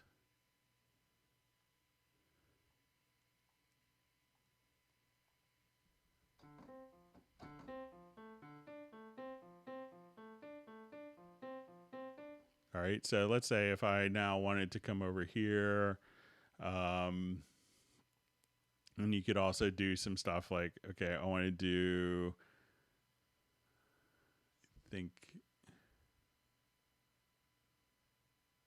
for velocity control. So if you want to pull up a compressor,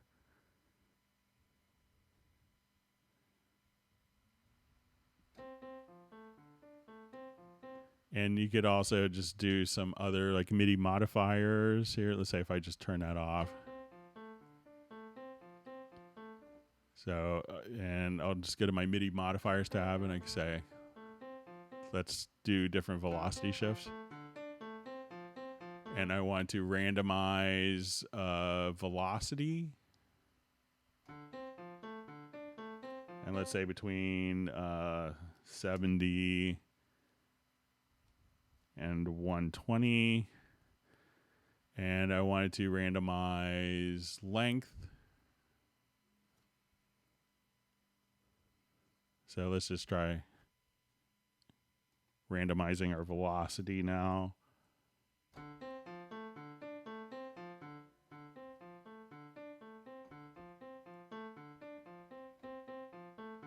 So these are some of the things that you could, kind of just set to randomize. And let's adjust length. Let's just try putting a value of 100.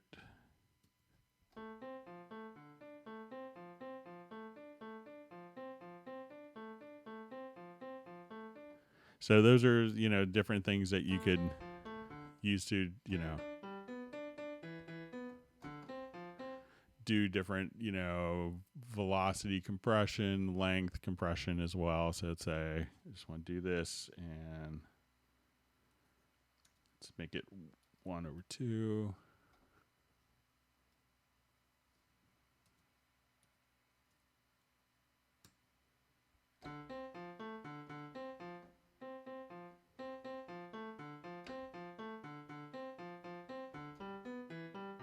So you could play around with some of the different MIDI modifiers, and there's other MIDI plugins that you could do as well. So you could even do your MIDI modifiers as a plugin here. So let's just do. And if you wanted to have it automatically randomized to scale, so you say I want it to a D harmonic minor scale.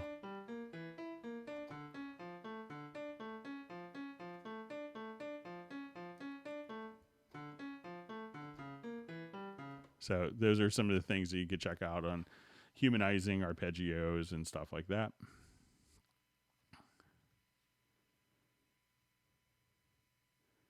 Okay. All right. So I see question. My audio warped. Audio won't bounce with warping applied. How do I fix this? There's a pop-up that says real-time algorithm is off because warp is outside region that I can't hear if it's working. So what you may have to do is, let's say if we have a number of different files that have been warped.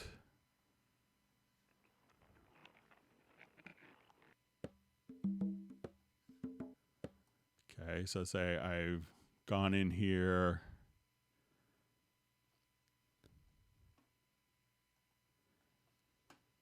and let's go to my audio warp, and let's say I just done some free warping.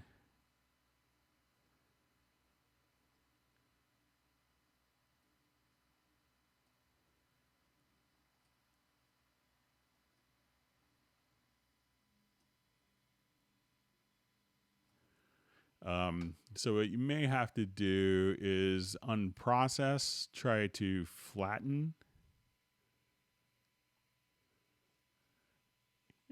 So you may have to flatten the chain and then and let's just say, and then probably bounce the selection. So if you just choose flatten, that's basically bouncing it. So again, if I come over here, let's say if I've done different warp adjustments,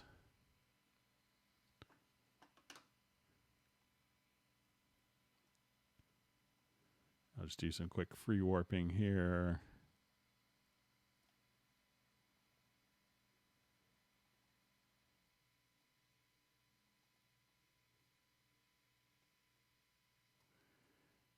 And then let's see if I bounce this selection, I may just kind of get that same message that you did.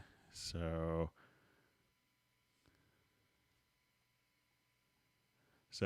yeah, so it doesn't, so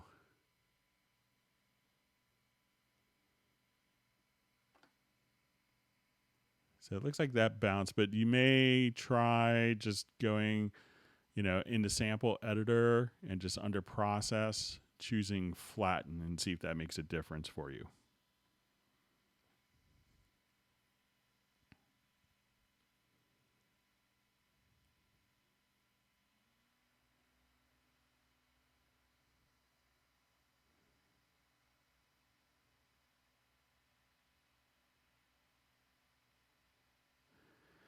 So just see question, could the reference track be implemented in the future without having to consume a cue? I think, there's a couple of alternative ways of doing it. I found that the reference tracks, like while you're doing mixed, I tend to find like while doing a workflow, while I'm at the point where I'm using reference tracks, I'm not using my cue mixes for tracking. But I think, you could send it to different groups if you wanted to. There's some people that have kind of convoluted schemes like that, but some people will send it to like an external input in a control room. But I think using a cue is not a bad solution overall. Okay.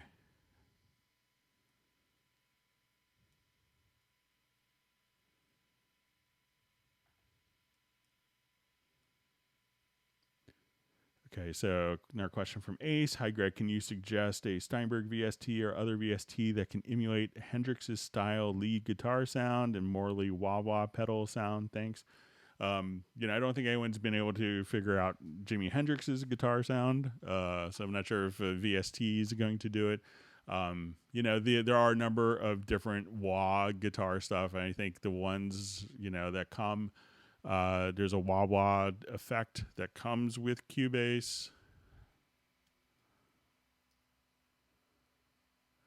And that's quite good. You also have a wah that comes as part of the VST amp rack. So if you wanted to come here and have your wah-wah effect, and you could have these driven by MIDI as well. But yeah, I don't think getting something like an authentic Hendrix mode of a VSTI. I know people have done some great stuff with lead guitar stuff, but doing something like a Jimi Hendrix, I think, would be pretty unconventional and probably hard to do. So,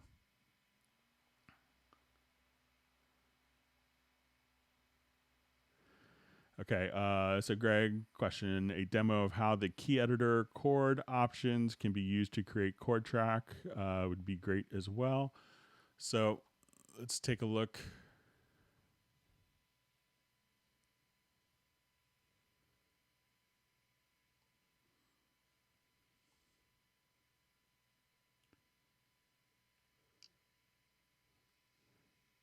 Thanks for all the wonderful questions.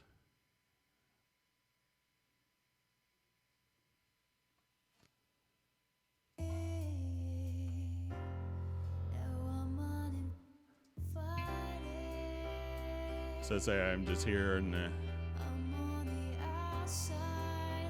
so I could just come right, and I think I may have a chord track in here already. I'll just put it to a different track version. So once I'm in the MIDI editor,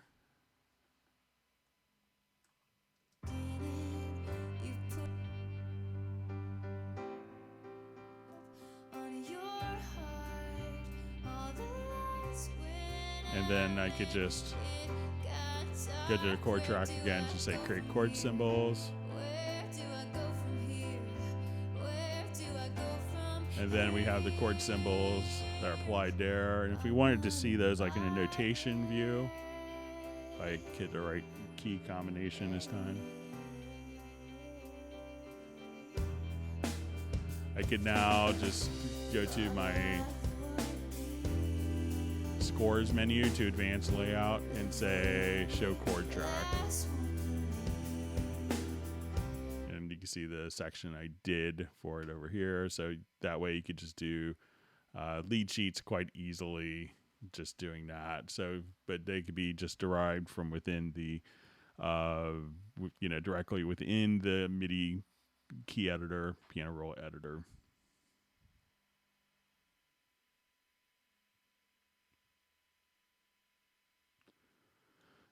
Okay, so just see question from Michael Teams. How do you lower the volume on MIDI drum tracks? Mine seem to be maxed out no matter what I'm doing. So it can really depend on, like a lot of times you may have drum parts that are set. Let's see what they are in here. I think I have.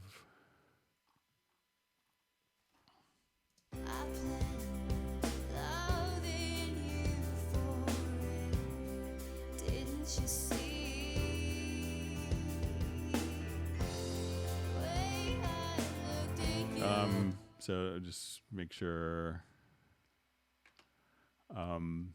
So like, and this is just a MIDI drum track. So, there's a couple ways to do it. You could do it kind of at the instrument itself. I'll do another one just to kind of show that one's set up a little differently than most people would do.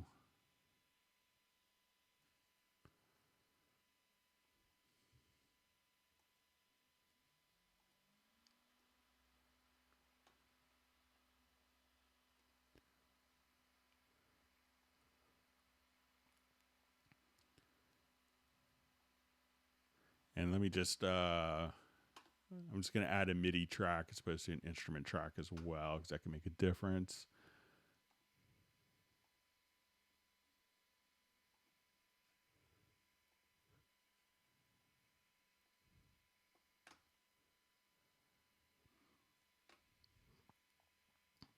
Okay, so I'll just... All right, so now we look at our mix console. I could see that we're going to have MIDI faders as well. And often when we look at these, I'll just get the pattern started here real quick.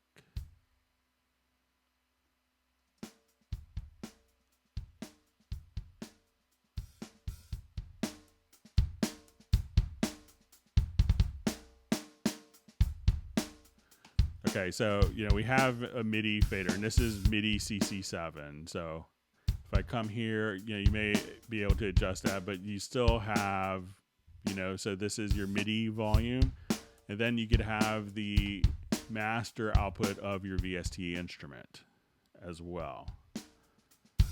So sometimes that may be up all the way, and then if the instrument sound, the VST instrument sound is down, you could send the MIDI volume all the way up, but it's still being kind of attenuated. It's being dropped because of this volume. So a lot of people may leave the MIDI volume alone and just use kind of the VST volume. And use that because that could have technically a finer resolution. So it could be that you have two volumes if it's a MIDI track that's being routed to a virtual instrument. So you can have the MIDI fader, and by default this will be at 0, and until you actually send it up, it will stay at 0 and it won't affect because there's no continuous controller message. So that's probably what you want to do to be able to, just...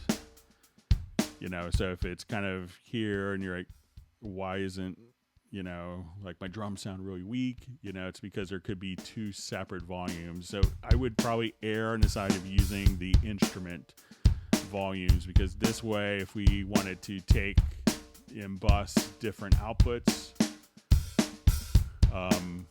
I could go to the mixer and say, I want the snare going out of output 2, I want the hi-hat out of output 3, my overheads out of output 4, and let's say output 6 could be, my room mics, and now you can kind of bring in, these different elements, but these could all be, all of these can be kind of, broken down if you have the MIDI fader and you've been playing with that. And that could just drop the volume kind of per the MIDI specification for the instrument. So try to use the audio outs as opposed to the MIDI faders, and I think that'll make sense for you. If you have the parts in MIDI, you could also just make sure that the velocities of the different parts are up. And that's, a lot of people will do all their drum mixing and, basically through velocity.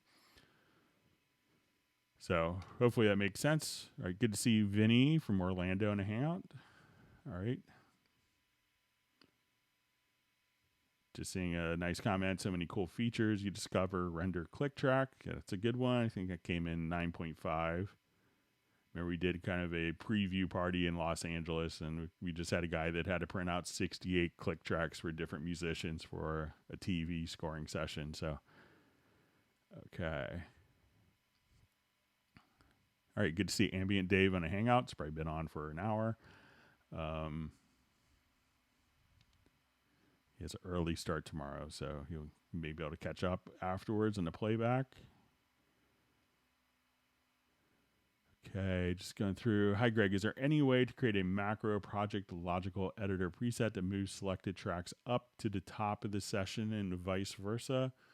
I think that there is. So if I wanted to take...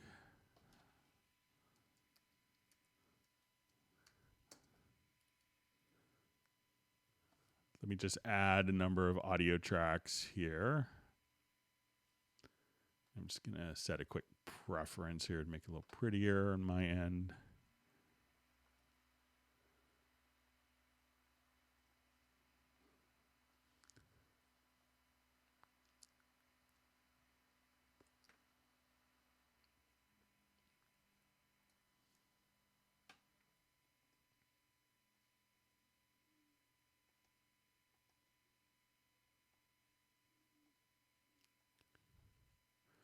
Okay, so I think that there's a key command that a lot of people don't know about. It might be under the move.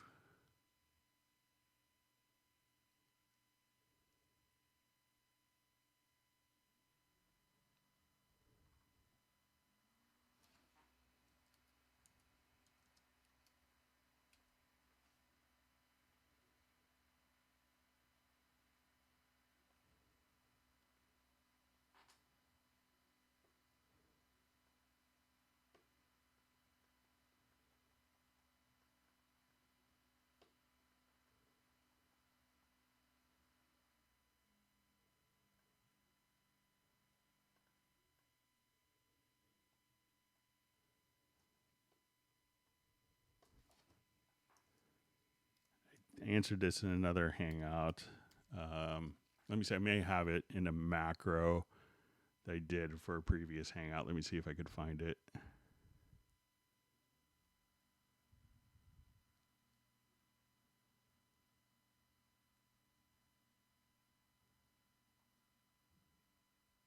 Okay, it's under navigate.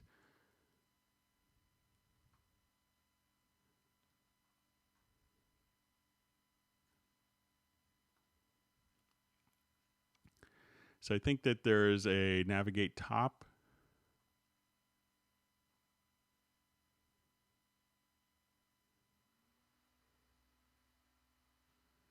Okay, so if I have this track here,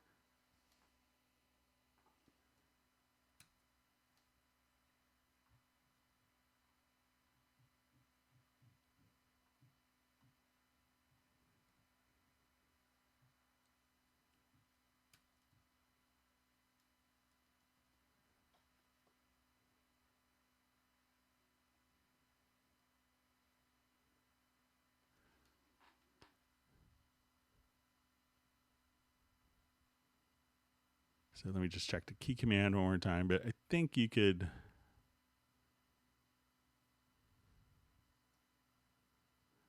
Let me see if I can find it real quick again. So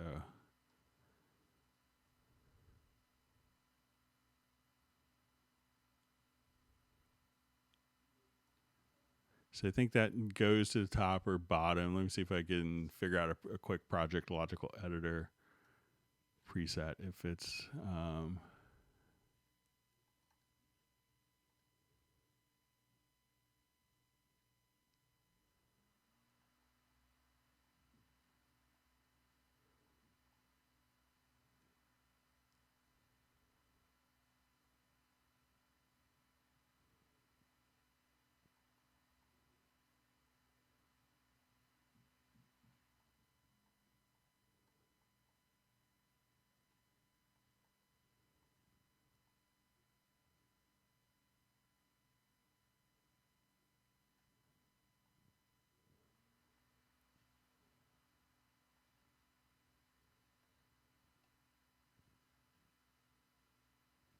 let's see if we come here. That just moves to the very top of the project window. When I hit home, I think I'd done a macro. I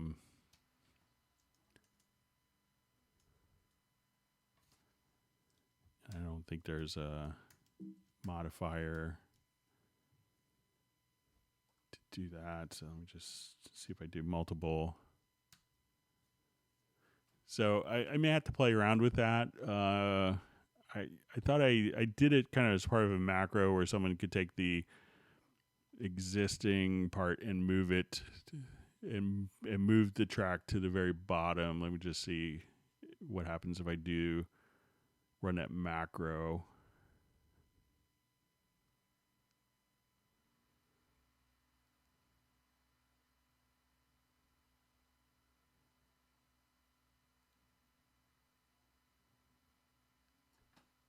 And let me just see if it makes a difference if there's an actual media part on it.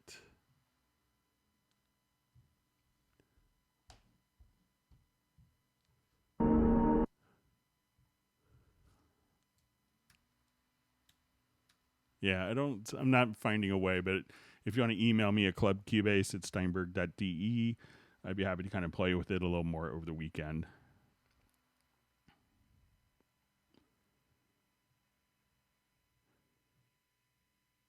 Okay. All right, so just seeing again about analyzing MIDI performances and turning into chord track. So, one thing, if I may not have mentioned it at the top of this hangout, but if we'll try to get through all the questions, but if if we keep asking the same questions, it could kind of slow things down. So we tried to avoid that. So we covered that a bit earlier. Okay. So I see David N's questions repeated that we did at the beginning of the hangout.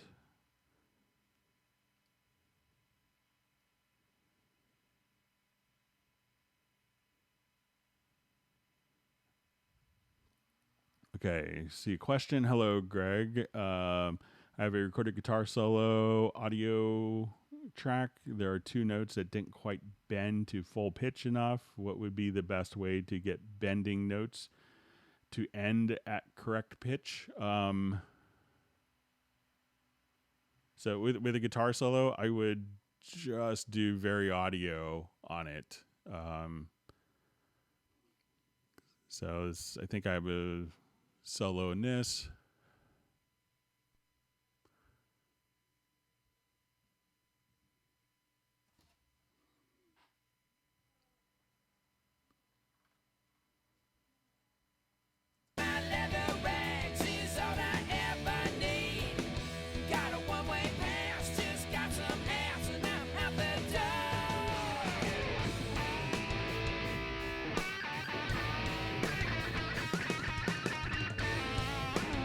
All right, so let's say if I just wanted to do a quick very audio on this, I could just kind of come right over here. Let's just go to the very audio.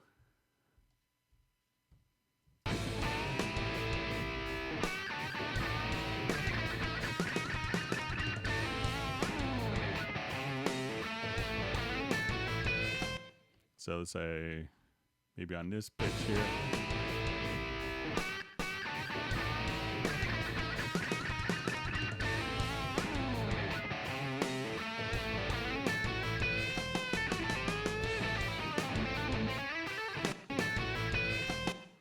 So let's say if I just wanted to take that particular note right there, and we could kind of bend the pitch up.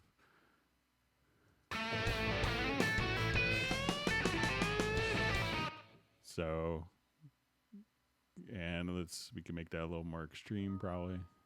So we'll come here.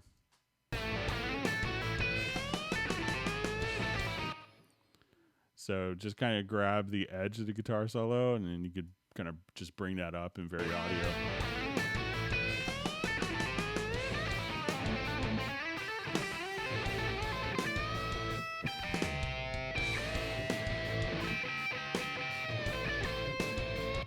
So let's say, even if I wanted to take this note in the middle of the guitar solo and be able to just kind of crank that.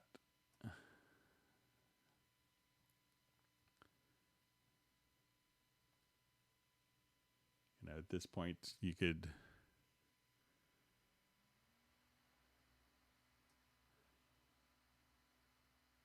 simulate different vibrato bars if you wanted to have some different effects like that. So let's listen. Hit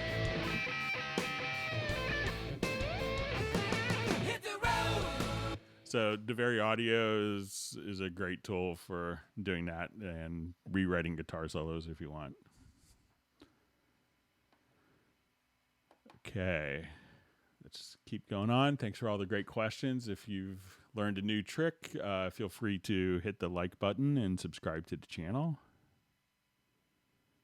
Okay.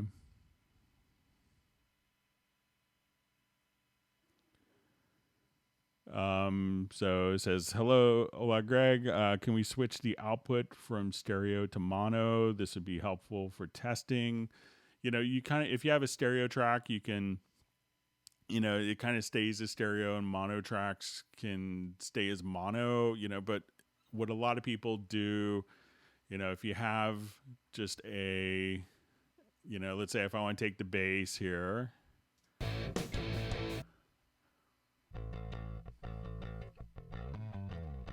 I see a lot of people that only want to use inserts and not sends, but, so if I'm here and if I wanted to put like, let's say, the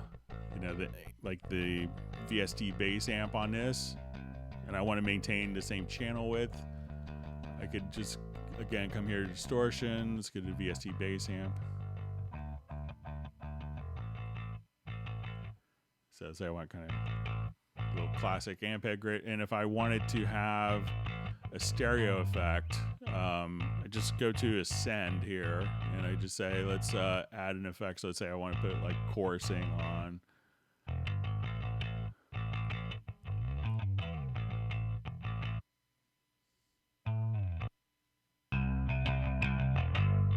Then that's in stereo, and my inserts will be in mono. We can listen to it in context.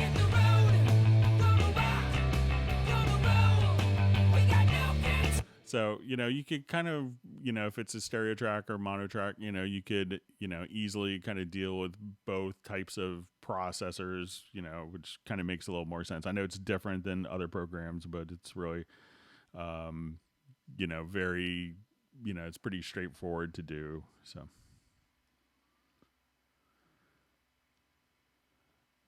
Okay, so just see a comment, VSTI on network, so there's, different solutions for that. So if you want to do kind of network distribution of DSP for VST instruments, you could check out something like, a lot of people use VE Pro, and they could have VSTIs that are hosted on network. That's pretty common, especially with large composing templates. So you could, check that out as well.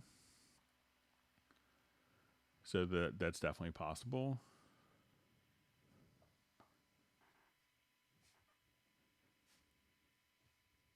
Okay. I just see a comment, those advanced Vari audio controls are game changing. Yeah, there's a lot of I think Steinberg did a great job when they, on workflow and just kind of, editing refinements with the Vari Audio 3 with Cubase 10. So I think they did a great job. Kudos to them. Okay.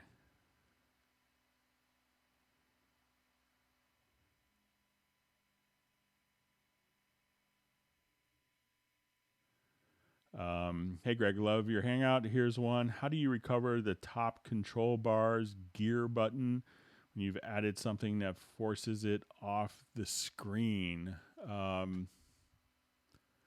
Okay, so what I would do if, a lot of times if something is forced off the screen, it could just be kind of like this. But let's come here.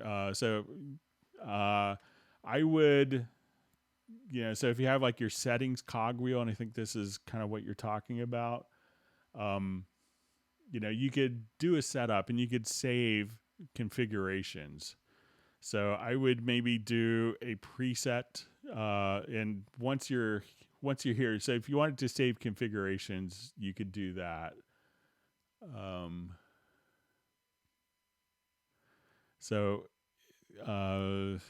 And it could be also if you right click, so if that is off the screen and maybe this is just too full and you've added a lot of different things, you could choose to right click and just deactivate different parts of the program as well. So if you want to see the auto scroll, so if your settings cogwheel is kind of gone a bit over to the right and you don't have enough screen to get there, just right click in the toolbar here, or the info line, and then you could deactivate and activate different things until the settings cogwheel becomes visible again. Okay.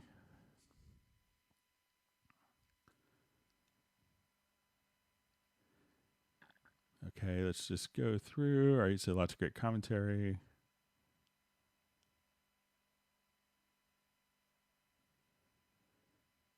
Okay, just saying kind of a follow-up. I think this is with the RME. Sorry, it wasn't clear. Get the option in Windows settings for hardware and sound from the control panel in the sound category, not in Cubase itself. My bad question, clarification. So I probably don't know much about setting up your RME in Windows. I haven't used one in 20 years, maybe 18, 19, 20 years. So, but I think I think if it remembers like about probably sending the audio out to Windows. So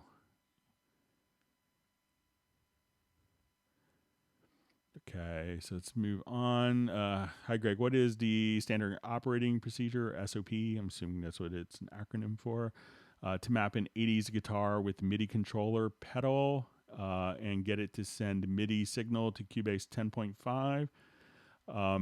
So if you have, it's going to be really, just very similar. I think Ace had also asked about the MIDI Win controller. So I guess you get the alternative late 80s, early 90s controllers for sessions. But it's really, it's just a straight MIDI signal that will be coming in to Cubase, and one thing that you may want to do, a lot of MIDI guitars will can be set up. One thing to be aware of with MIDI guitars is sometimes each string could be its own MIDI channel.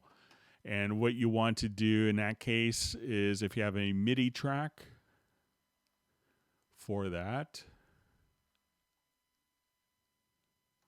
and you may only hear, if you only hear one string, try to put this on MIDI channel any. And that way you could record 6 MIDI channels on that particular track. So, a lot of times each string could be transmitting on a different MIDI channel, and that's a setting that's often associated with the hex pickups. So if you run into that situation, that's the one thing I would kind of give you a heads up on with MIDI guitar.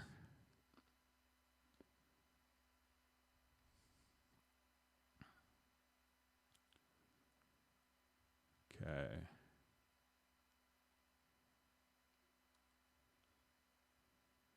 Okay, see some nice discussion of automobiles. All right.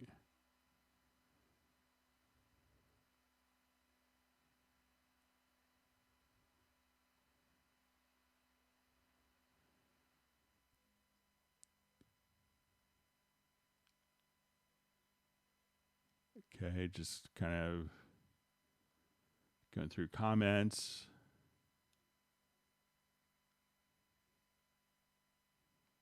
All right, lots of great discussion.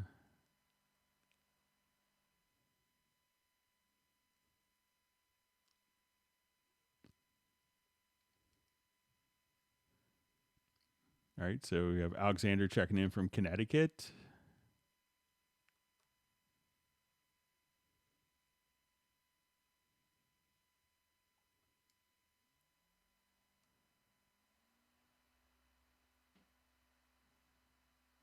Okay. Hi, Greg. Can you show us how to duck multiple tracks in our arrangement from the same source using the gated send, please?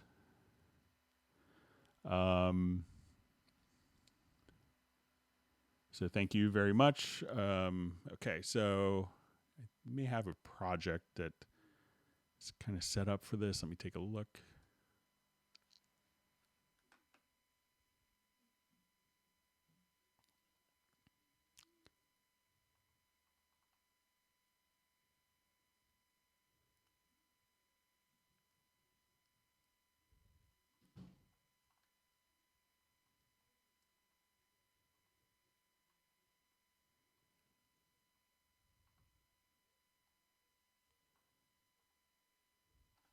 Okay.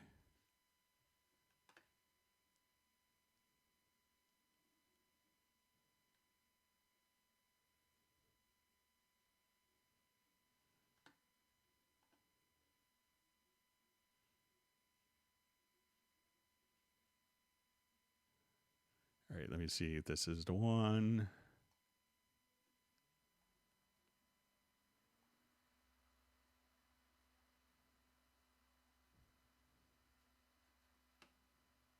Haven't done this in a while, so let's say.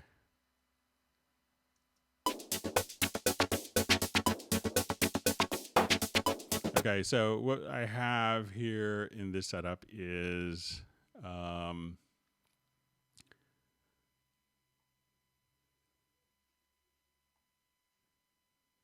think I may just have this as the. So I have, just to kind of show you how you could do it is I have synth pads.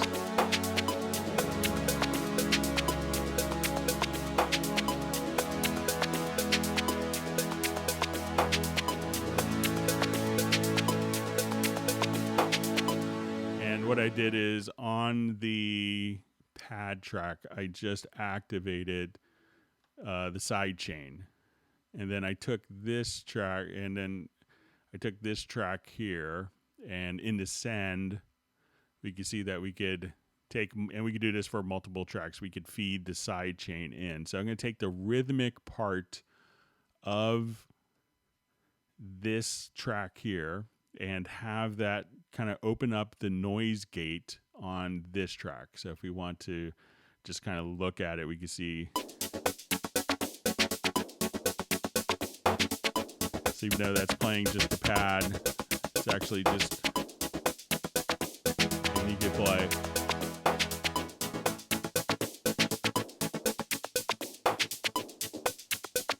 With kind of different settings for the gate.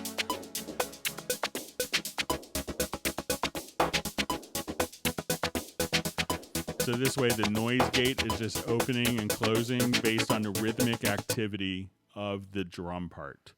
So, and you could do that, you know, for multiple tracks feeding that same gate. So if you have like a kick and a snare, which I may have, and let me just look.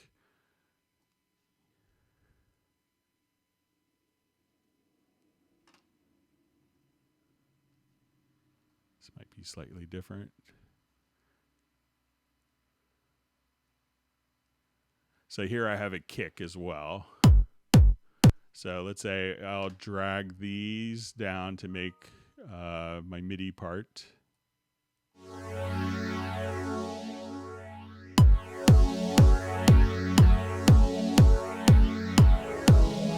So when I want to just go here to the pad shop track, I will just open that up. And at this point, we could just, you know, activate. And if I wanted to take both my kick and the drum loop, I'll just come here to dynamics, and let's just do our noise gate. And let's activate the side chaining. And here I could add just my hip hop track. So or the kick.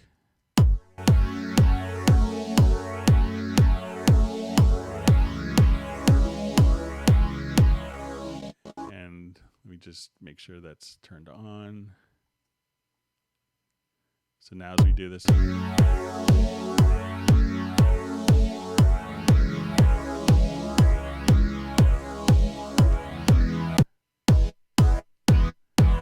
So that's just side chaining the synth pad.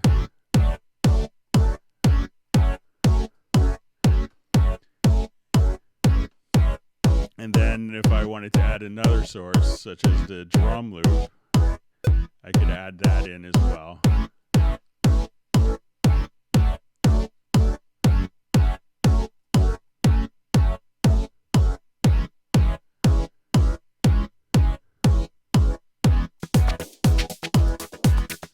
And then I could just kind of bring this in and out.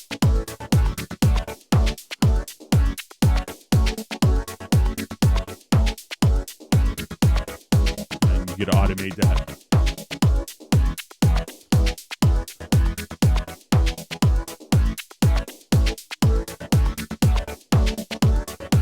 So that's a couple of different ways that you could approach doing like sidechain gates and be really creative with it and come up with something fresh and just make something really tight rhythmically to the drum loop without having to spend like hours playing it and editing it. So.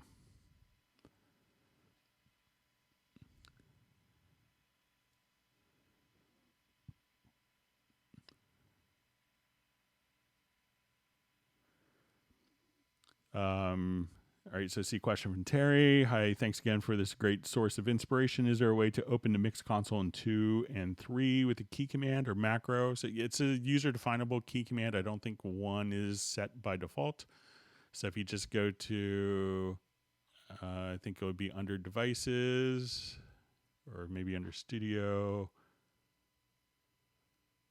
device studio.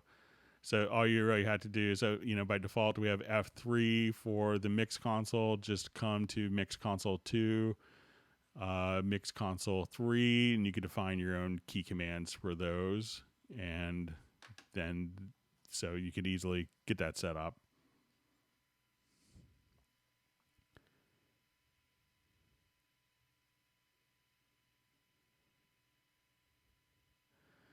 Greg, if I'm working with MIDI CC control parameters in Groove Agent 5 full version, how do I see these lanes in a MIDI event? Also, is it possible to see these in the project automation lanes? So let's go ahead and open up.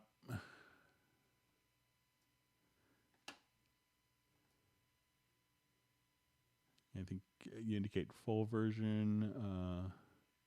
Okay. So worked the same way, I believe, in SE.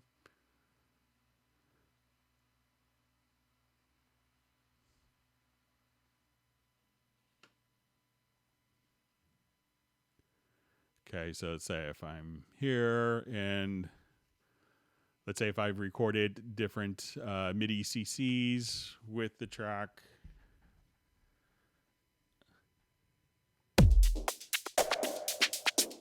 So I'll just place this track, and I may not have these assigned to anything really.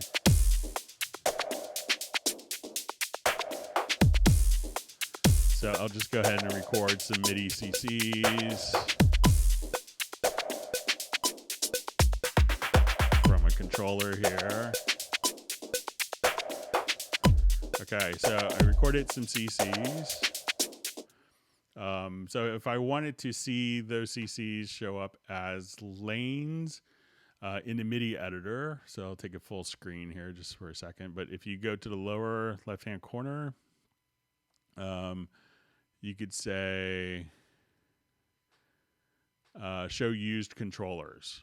And then all of those controllers will automatically show up directly in here. Let me just take a look at the controllers. So like 32, 33. So all the MIDI CCs that I just kind of drew in from my Nectar controller will all show up. So if you come here, just click on show used controllers, and then all of your MIDI CCs will show up in the parts.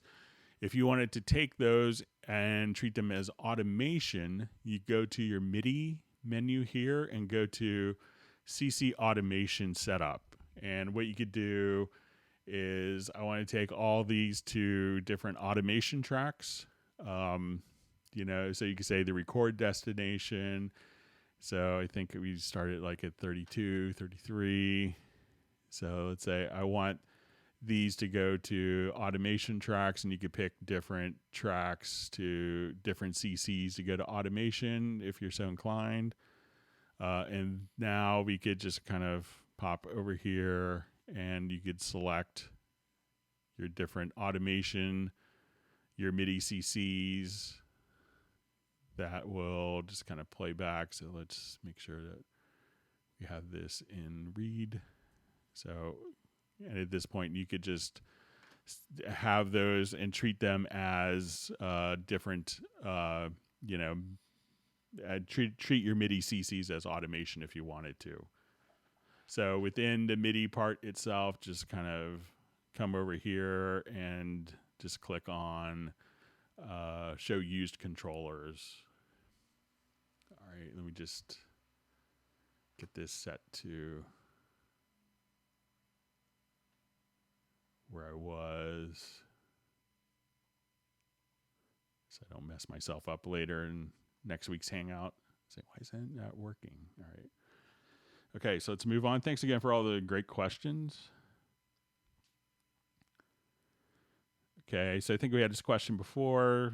Where's the plugin information? So again, in 10.5, it's going to be the VST plugin manager, and we could see kind of all your plugin information. And if you want to select a plugin or set your VST2 VST2 plugin pass, or make different collections, combinations of plugins, you could do that as well.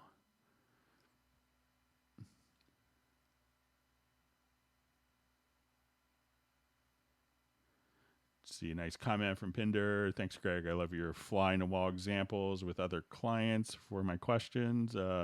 Maybe you should release a book on these little nuggets. It's always hard, to, you kind of share them where applicable. Otherwise, they'd probably be pretty boring. All right. So, but thanks for the comment. All right. So we have someone from Trinidad and Tobago in the Caribbean. It's great to have you on. It's great to have someone from Caribbean.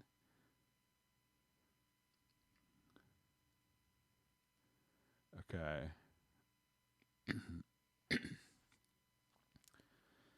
All right. So just see a nice comment. Kudos. I love the fact that your son takes priority. I like to say my wife and I are, it's like we wear the pants in the family, but our son picks them out. So, all right. All right, so just see comment. Hi, Greg. Thought my computer was broken. Laughing out loud. Okay, maybe we solved a problem for someone. Can't remember. Sorry, but it seemed like it helped. Okay. All right, so people saying hi to my son. That's great. He had his little dental checkup, so he was a little tired from that. So he might be a little quieter.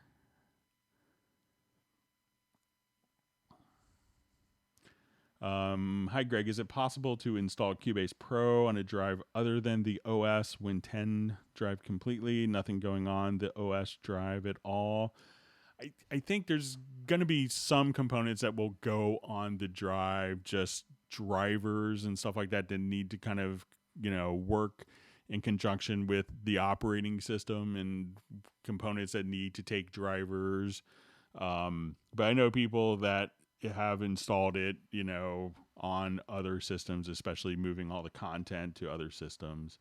But, shouldn't be, so there's some components that would, be helpful to have, hooks at the operating system level as well. All right. Good to see Sir Robert on a hangout. He brought pizza. That's good. You have to share it with everyone, Robert. All right. Just like elementary school. Okay. So question, once I install third-party sounds into PadShop Pro, do I need to file VST sound installer in VST folder? All you have to do is just, it could go anywhere. And you could use the Steinberg the library manager. So if I come here, let's just go to,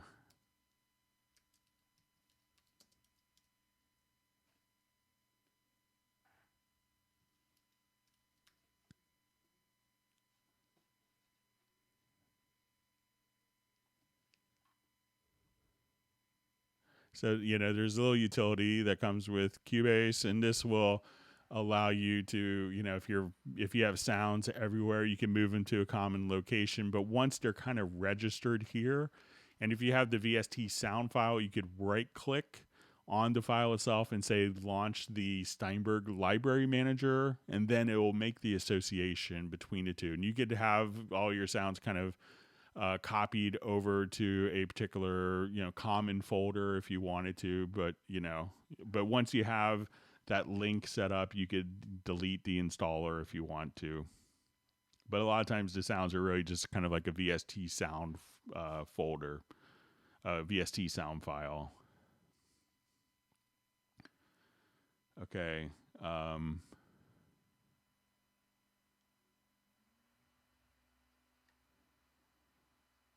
Okay. All right. So going through.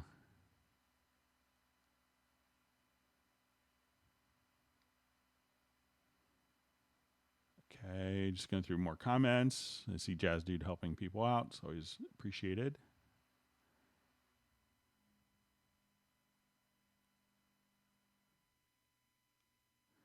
Okay, so I just see, hi Greg, thanks for doing this. Is it possible to set a key command to search for the media bay in a right-hand zone?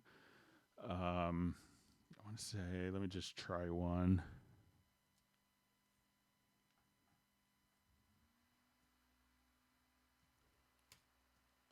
So I know you could do it in the main media bay.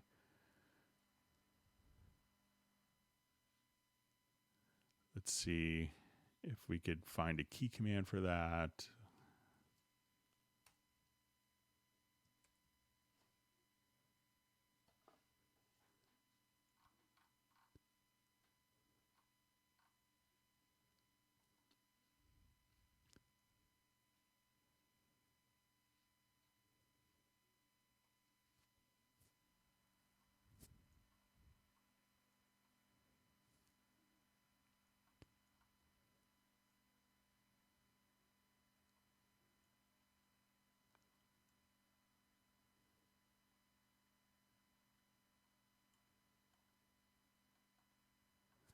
So I know the main media bay is Shift F5.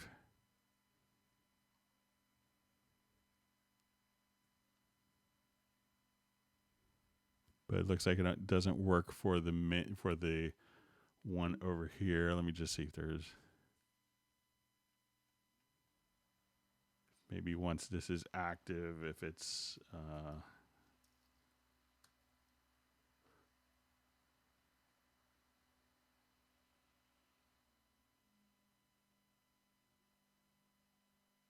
so it doesn't look like there's one, but I'll mention that. I usually kind of keep a running list of useful keyboard shortcuts, but I'll add that one to my list.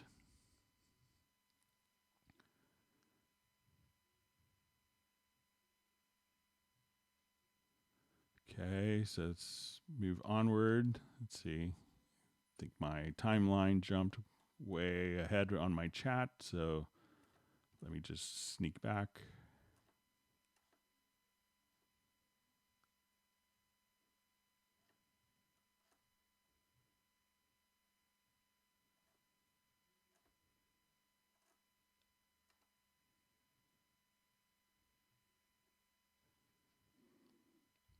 Okay.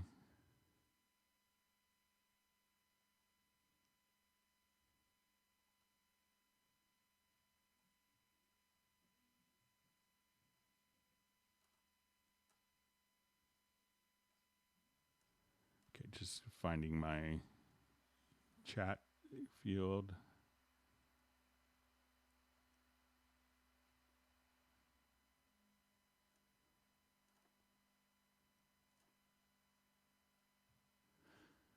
Okay, so it looks like I may have lost some questions. I apologize for that. It seems to happen maybe if I get too far behind, but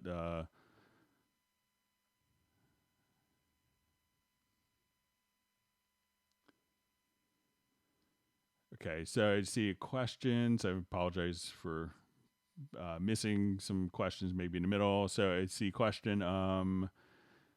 Hi, I've connected my Novation 25 with Cubase 10 Pro and notes are stepped up by half like I'm pressing C, but it's playing C sharp. What to do?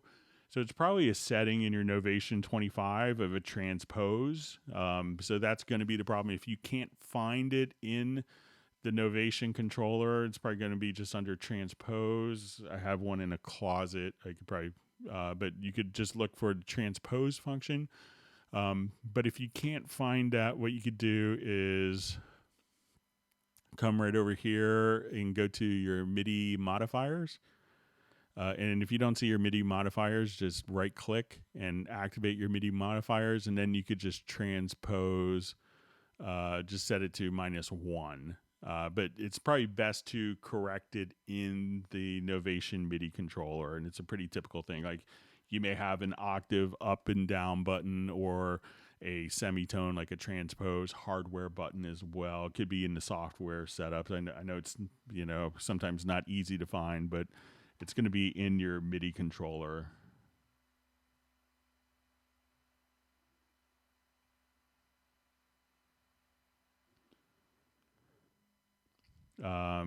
So question, does 4K video work in the video player? I'm having issues with the video player and a 4K video I'm working with. The video player will only show a cropped portion of the video. So I think the video player is intended now to be working at 1920 by 1080. And there's a zillion little utilities that will take your video. I think people use maybe Handbrake is a popular kind of free utility to use. I think that will just convert it to 1920 by 1080. So I would try something like that.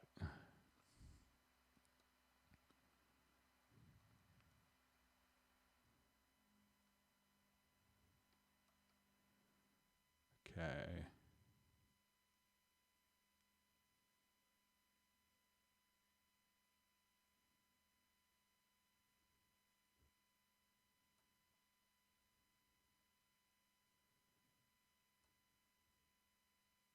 Okay, so I see hello from Indonesia. It's great to have you online, joining the Hangout.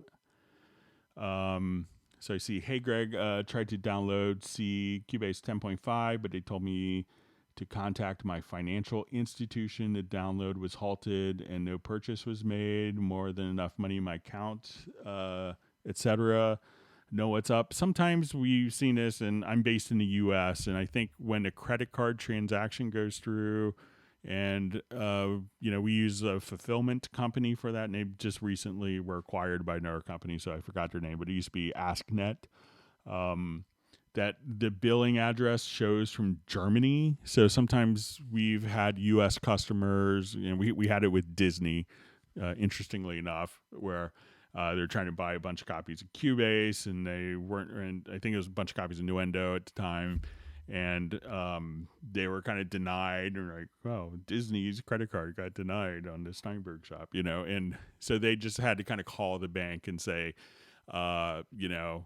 can you, this may show up as a purchase from Germany. Sometimes, the security systems on banks to say, okay, it looks like he's in Oakland today, and why is he going to buy something in Germany? And they'll kind of flag it as a fraud prevention matter. So check with your bank and tell them and see what's causing that. And it's probably just your bank that's flagging it because maybe it's from a different country. Okay.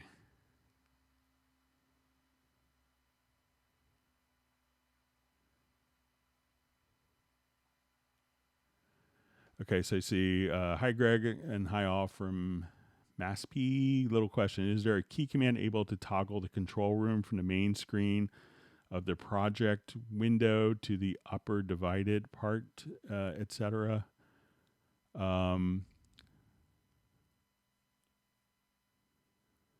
So to toggle the control from the main screen. So I think, if we have, I think this is maybe a divide screen issue. So if we're here,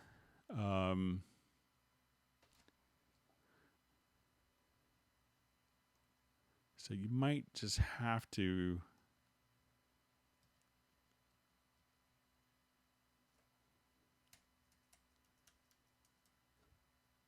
let me just see if there's, so if we have a number of tracks here, we can go up to where our divide track screen is.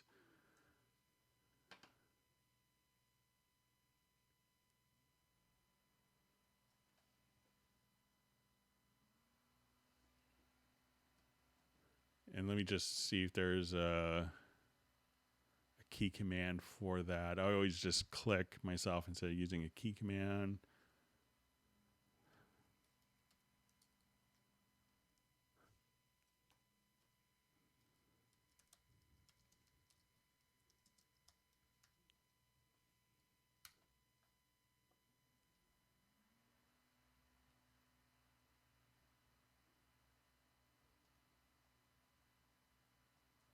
So it doesn't look like there's a key command, but if you kind of just click, that will take you into that zone. But I don't know of a key command. Sorry about that.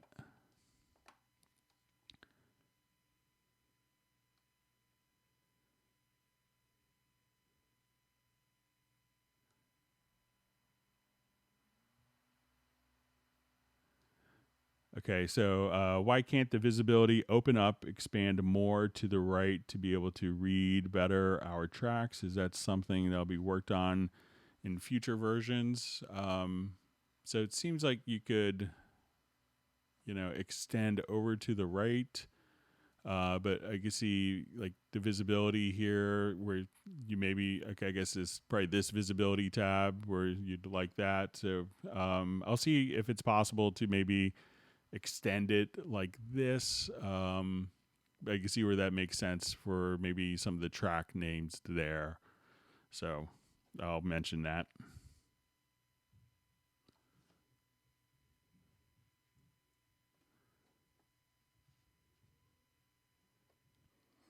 Okay.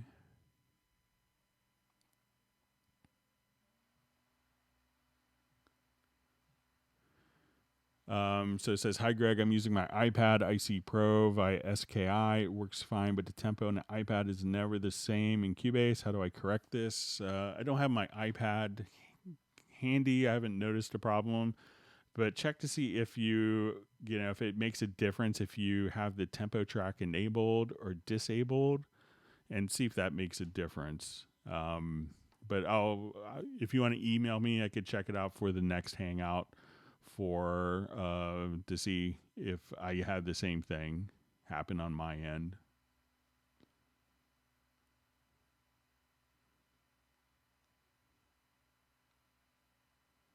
Okay, so see, nice comment from JVI. Hi, Greg. Trust you are well. Greetings from NL. I guess it's Netherlands. Fantastic you here again. So, yeah, it's always wonderful to be on.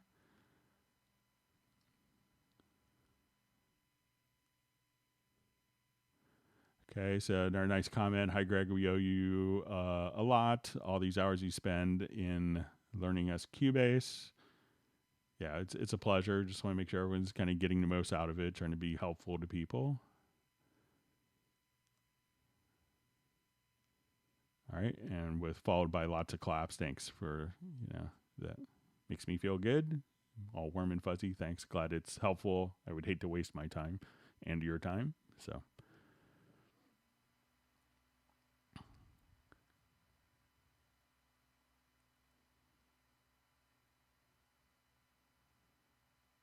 Okay, just going through.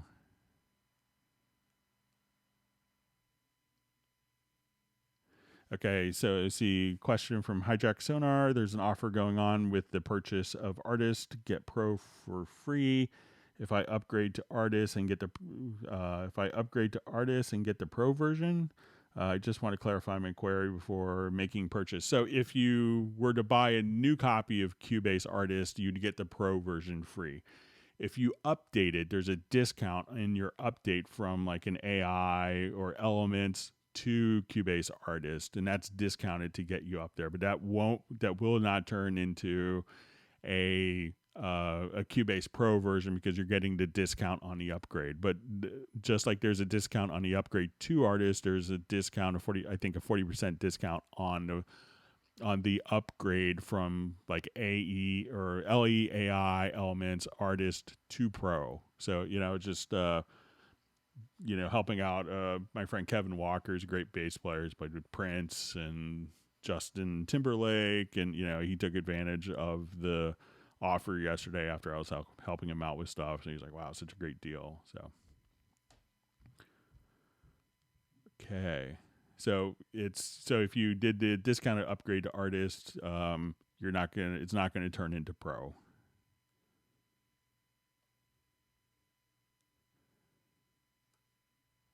Okay.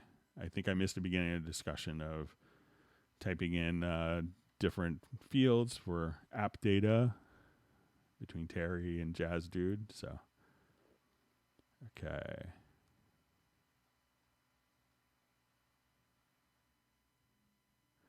Okay, so question: live drummer add preset drums on kick to double up. What drums do you avoid doing this on? Thanks.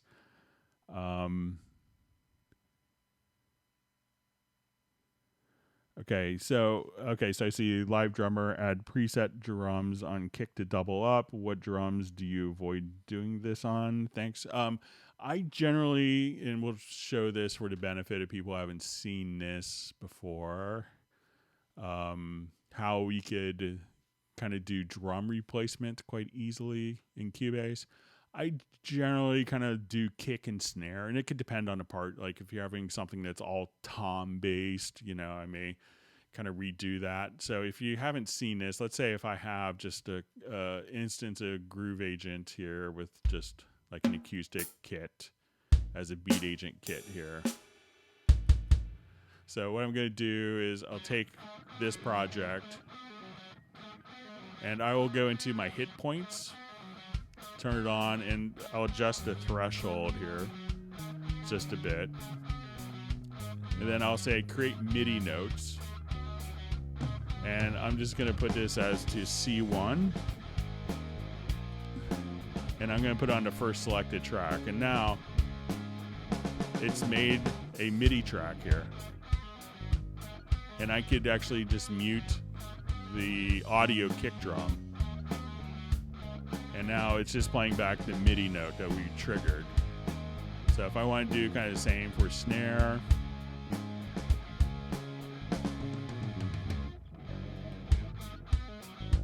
So just in a matter of a couple of seconds. Oh, let me just put this on I'll select that track. Come here to the snare. And now we hit OK. So now we should have our kick and snare.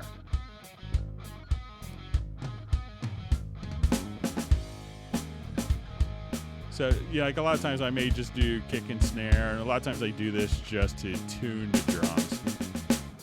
So I may just adjust the volume on my snare and go to the pitch.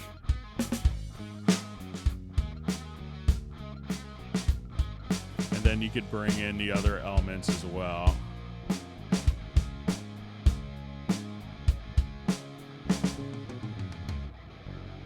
So, it's really easy to do, but, depending on the part, but a lot of times, you may want to just put more emphasis on kick and snare. If you do that, then your stuff could be not as essential, but it could really depend upon the drum part in the project.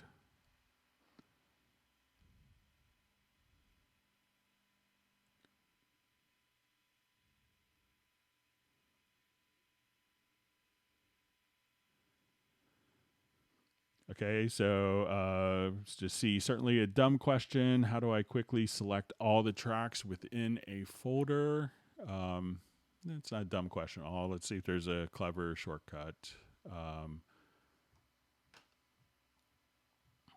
Let's see if we could figure out, there might be a project logical editor preset. You could do stuff like globally, like ARM, monitor, mute and solo without having to select the different tracks. But we may be able to do a project logical editor preset. So let's see if we could do this quickly.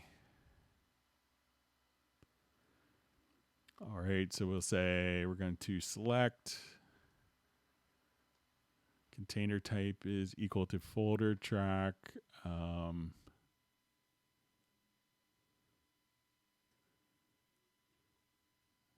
So let's say media type is equal to, let's just say track, and property is set. Let's see if this is.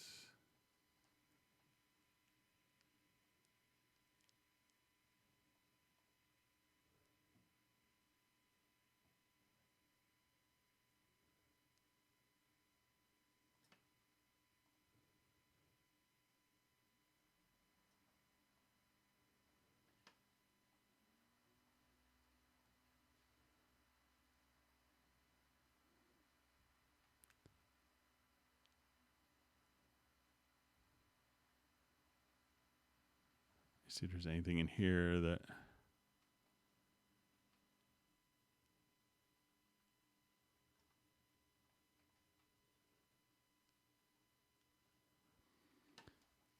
So I'll just see if I'll try one more thing, and then maybe I could play with it over the weekend if you want to email me. But there's probably a way of doing it in the Logical Editor, Project Logical Editor.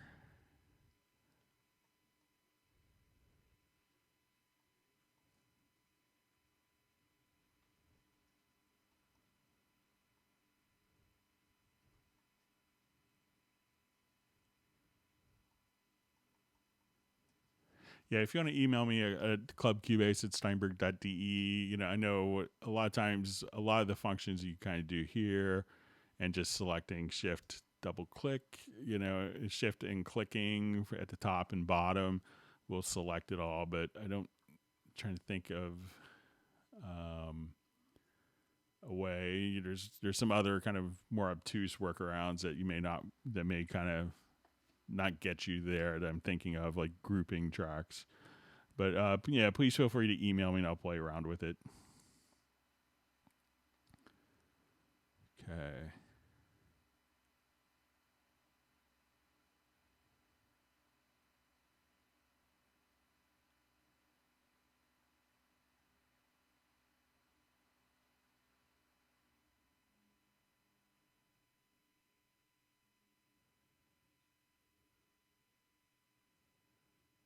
All right. Good to see Keith Tucker on the Hangout from Detroit. I like seeing all your studio pictures that you post on Facebook.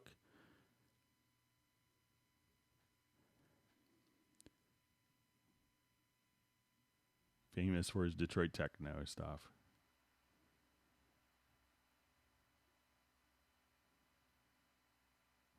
Okay.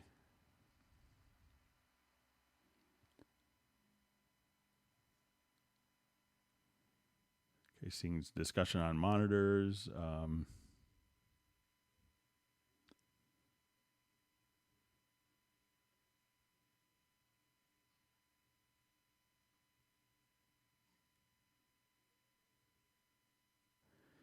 Okay.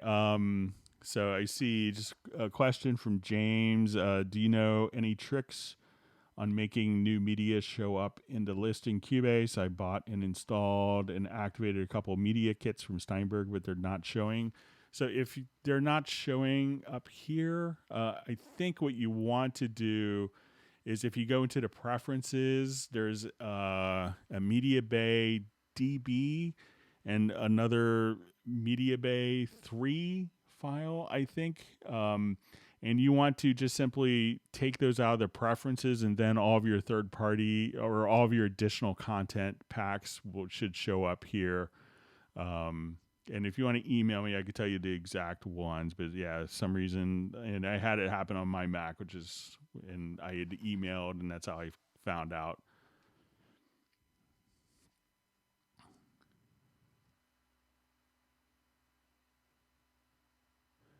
Okay, so just see a question. Hey, can you show me the option window for your MIDI inputs, please? So when I come over here, I go to studio go to my studio menu and more options. And then you have, you can see it in a couple of different places. So if we go to your studio setup, you could see your MIDI port setup. And here's all of my inputs and outputs there.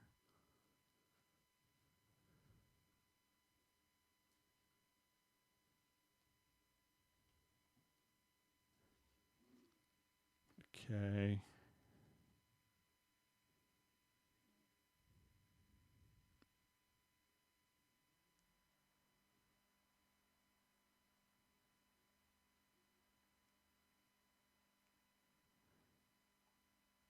Okay, so lots of discussion on content formats and where to find it.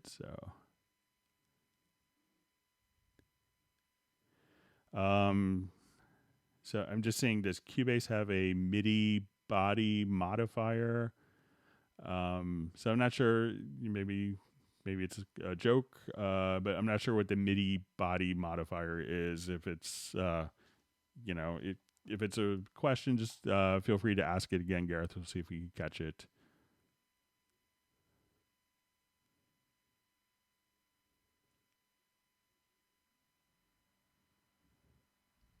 Okay.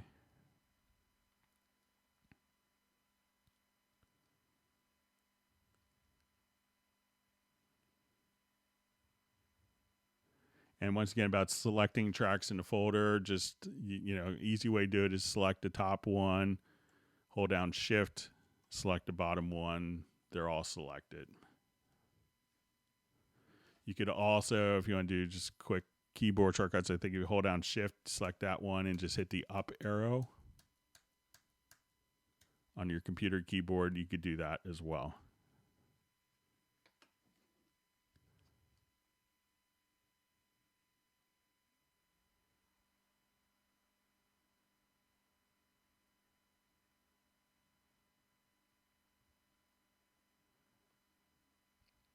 Okay, just reading through different comments here.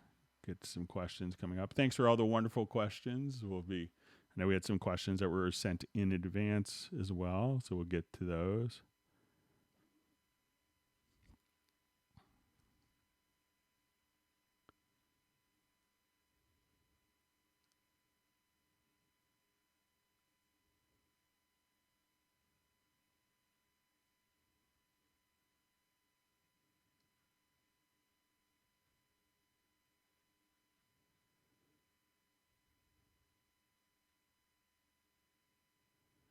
Okay, so I just see question: how to use auto tune and sync rhythm with audio? So I don't have auto tune installed on my system, so I'm probably not the best person to ask, but I think it'll just kind of show up as a plugin. Like I think people can use it in a live mode, and if you wanted to, there's also a built-in plugin that works quite well called Pitch Correct, where you could kind of set the key of your song. So you can say, I just want to do, to be able to set from chord track or be able to set the key and just kind of put that on automatically. Plus, there's also kind of the very audio where you could do kind of more graphic pitch correction for monophonic sources. So you could check those out, but I don't have a copy of Auto Tune, but I think you just kind of could run it as an insert plugin.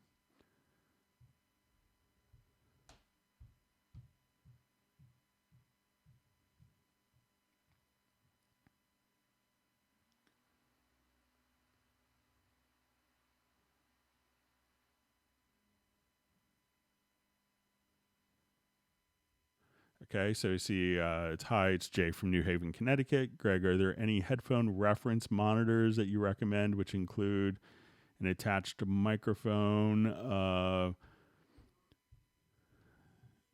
And then is that speaking with artists in the booth, VST Pro? There's a need to reach for, lean into, otherwise make special effort to access a microphone as it will be there on the headphones. If you're looking, I've tried out different headphone microphone combinations. I know a lot of people can broadcast like the Sennheiser. And I think they're like, $400, and it's a little microphone. So I know a lot of people use that for broadcast, like for sports. The one that kind of impressed me, and I have to try to get one because it make my Hangout setup much easier.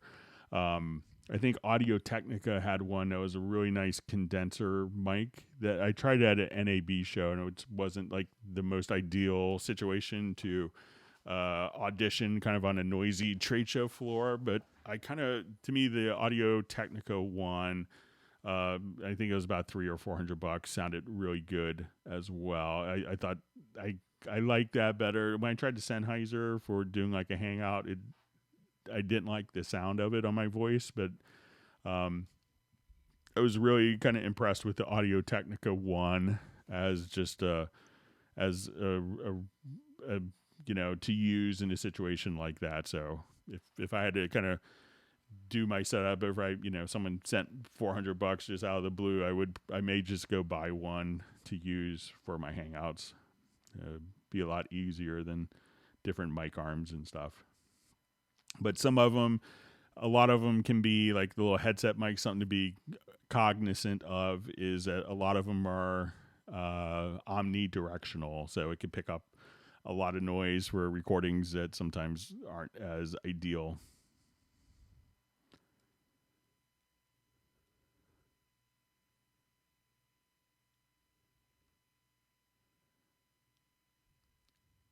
I just see a comment. It would be handy to have an option like right click on folder tracks, select all tracks in the folder.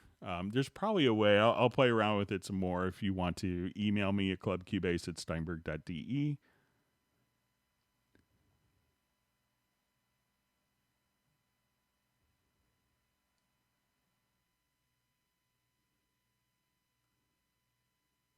Okay.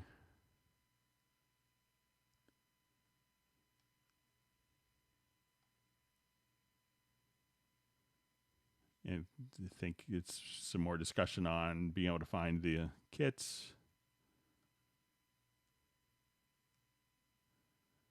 All right.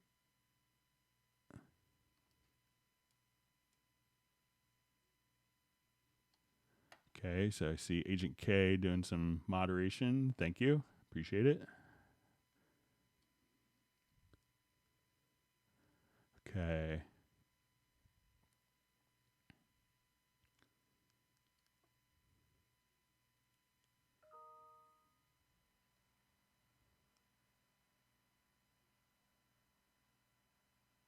All right, just hang out. Just got a quick message.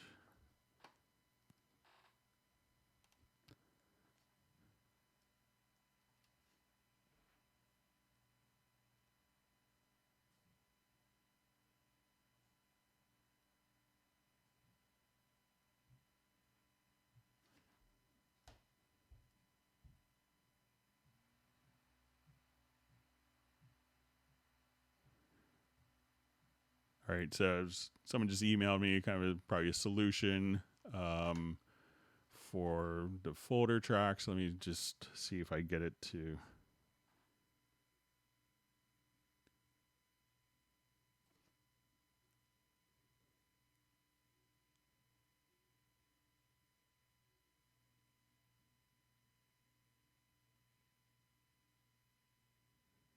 Okay, so I'll see if I get that incorporated. Thanks for passing that along.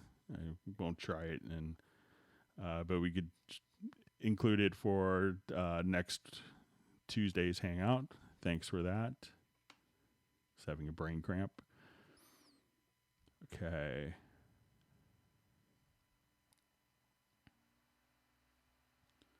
Okay, reading through comments.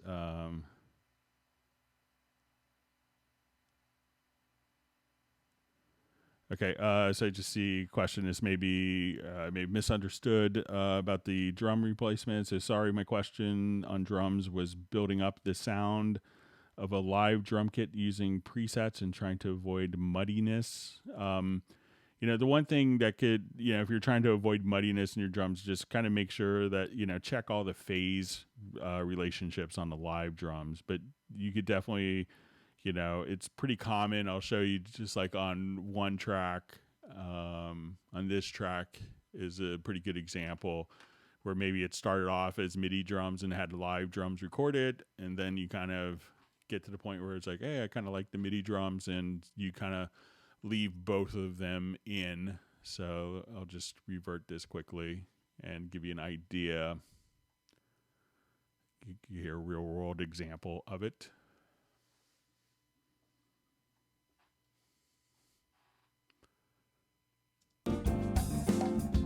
So here we have a drum folder. So we have live drums as well as MIDI drums. So if I just wanted to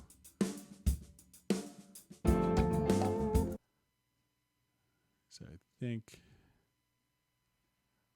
these may have been kind of just automated out, but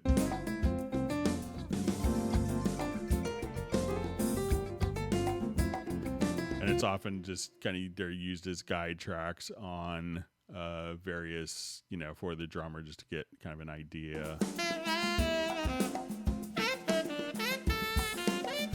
So it's pretty common to have both MIDI drums and audio drums together. And the one thing to watch out for muddiness is to make sure there's no kind of tuning anomalies between the two drums. So if you have two kicks and they're tuned separately, like, I used to play in a band with a drummer who tuned his kick drum to E flat, which is like, the most maddening thing for a rock band where, so many of the songs are in the key of E, so stuff like that. So make sure that there's no tuning issues as well.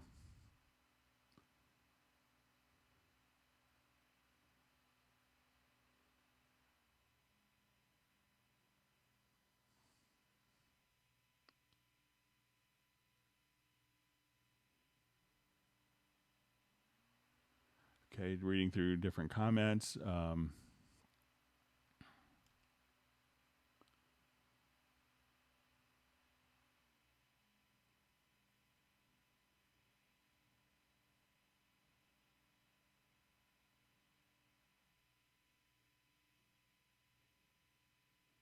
Okay, just saying a nice comment. Very audio for the win.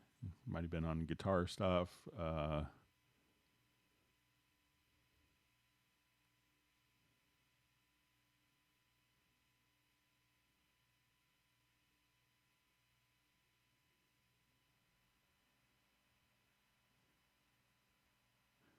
Okay, reading through more comments. Lots of great discussion.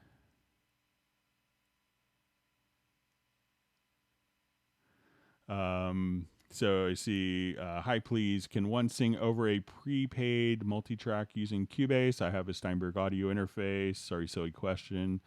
And use Zoom to share. So, if you have the multi-track, all you have to do, is, literally just, add an audio track. You could, call it your vocal.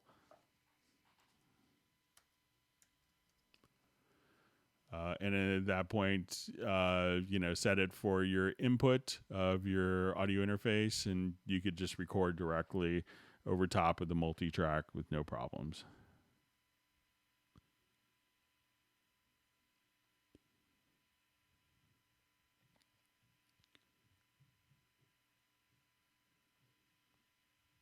Okay, just going through more comments. So lots of great discussion.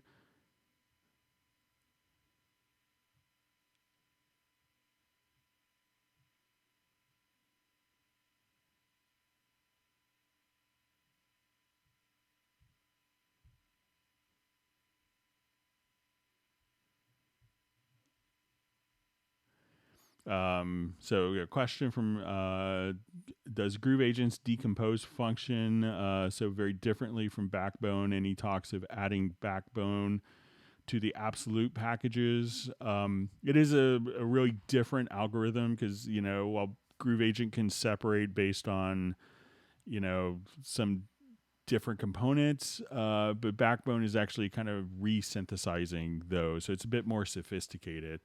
I haven't heard of any talks for like what's going to be included with the next version of Absolute, but I think that Backbone is going to be kind of its own thing, and it's really picking up in sales. Not only from not just doing drum synthesis and building drum sounds, but a lot of people using it for like sound design for film and games. So it's really a pretty phenomenal tool for that.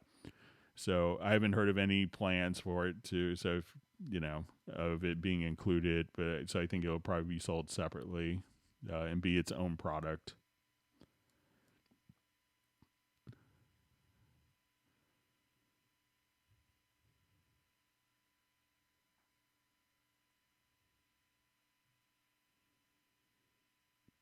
Okay.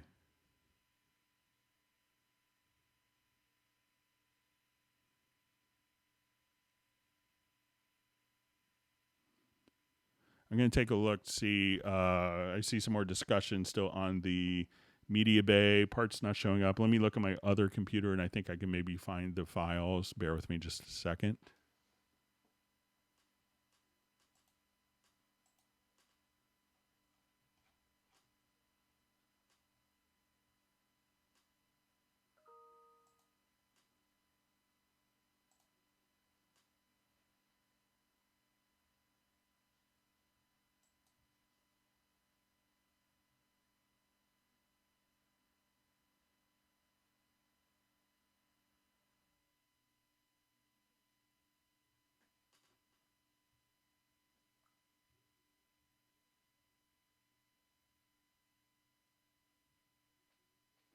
Yeah, so I think if you have the content that you purchased, I think it's the Media Bay 3.db.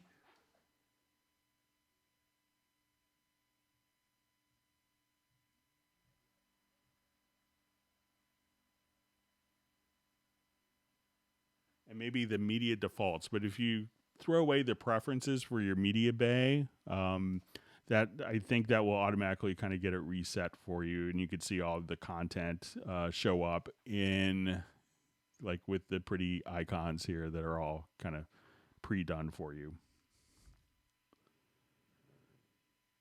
Okay.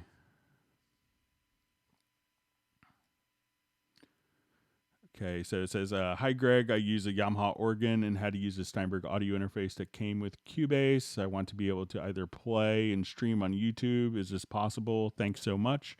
What you want to do is to, when you go into the DSP Mix FX software, there's a little utility. So I'm not sure which audio interface that you have, but probably what you want to do is just set it up to be in loopback mode. So once it's in loopback mode, then you could use the interface. You could send like, your organ and a microphone, and then that will just loop back the audio for streaming. So if you have anything with the built-in DSP, so I don't think the UR22 or the UR22 Mark II, but the UR22C and everything else, not the UR12, but all the other ones, like, the later URRTs, the AXR4s, and either have the built-in DSP will have kind of the loopback function. So just activate that.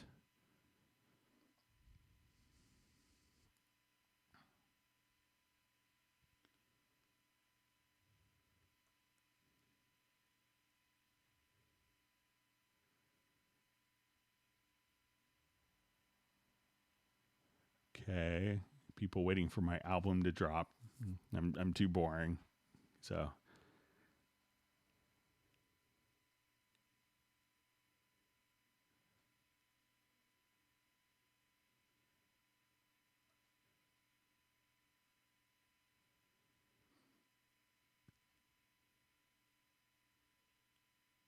Okay, we see Ambient Dave was checked out. All right.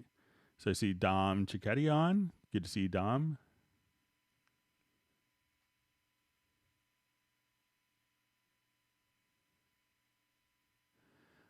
So I see, is there a preference for size limitations on the lower zone? I can only resize it about a 1/2 inch.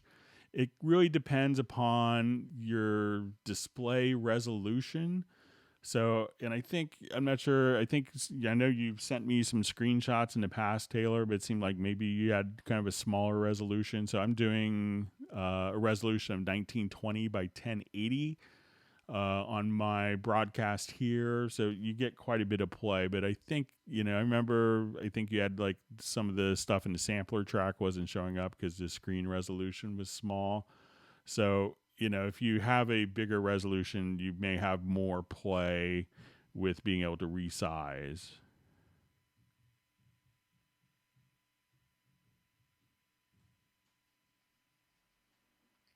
Okay.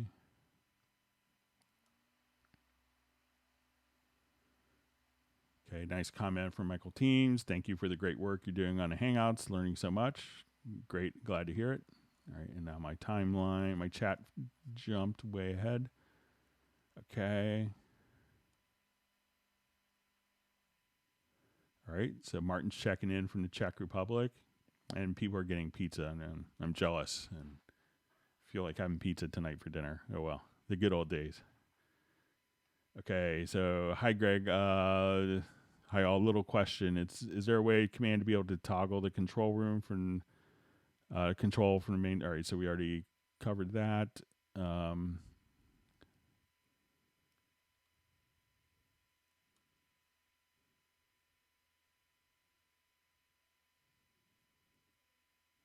Okay, let's just okay. Just reading through comments. So lots of great comments.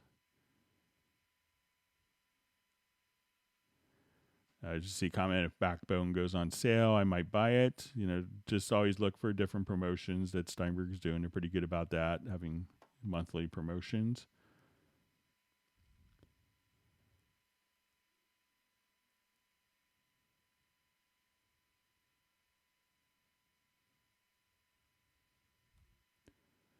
Okay. Okay, so I see a question or comment. I know how to straighten a pitch, but how can I add vibrato to a voice where there is no vibrato at all? The Very Audio isn't really designed to add vibrato. So in all of my vocal tuning that I've done, I've never wanted to add a vibrato to anyone, but I've wanted to take it away quite a bit. But there isn't a real way of doing it. I've seen some people, run it into different functions and run it through like in Hallian and do an LFO for pitch and stuff like that. And, you could get some good results with that, but the Very Audio doesn't allow you to draw a vibrato in. Yeah, so I'm just seeing more comments from James about the sample packs you bought. And if you want to email me at clubcubase@steinberg.de and include your email address, I'd be happy to kind of just get you the right files. It's just 2 files. If you delete them from your preferences, you'll be all set. All right.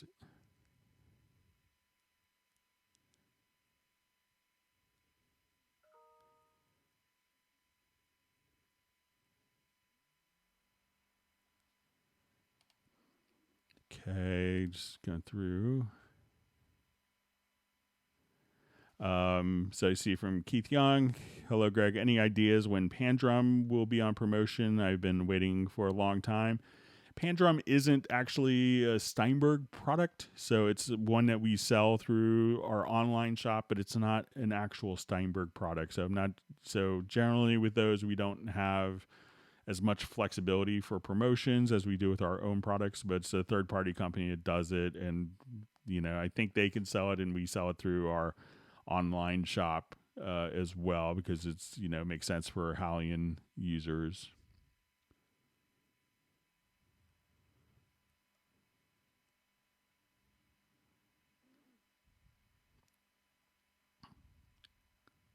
Okay.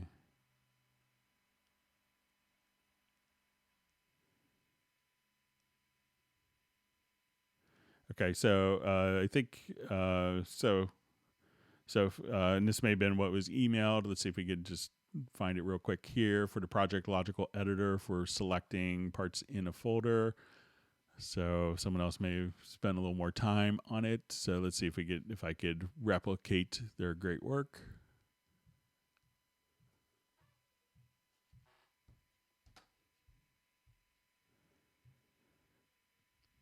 Okay, so container type is equal to track.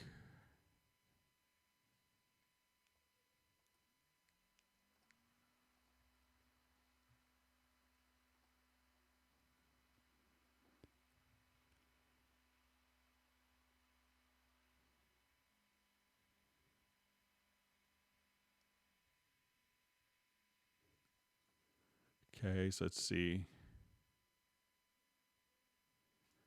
Okay, so that kind of looks like that did it for all open folders. Let's say if I set another condition where property is set to event is selected. So let's see if this works. Nope. All right, so let's say if I just do that, so that will select all the different ones. Thanks for sending that in. It's Neurotic Nexus. All right.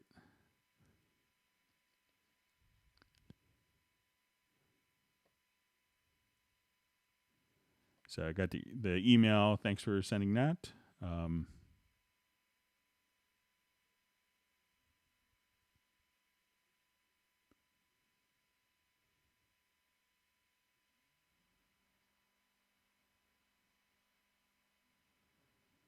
Okay. All right. So I think Garrett's question I was confused on was ingest. All right. All right. So can chords created in the key editor appear in the chord track? So if it's just, we'll just do a new project here.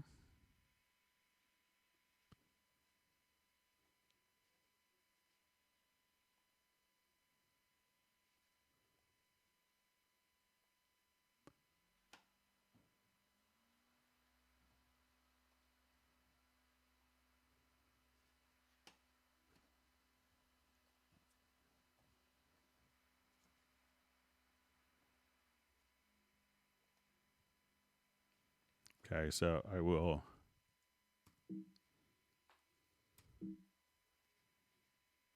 Okay,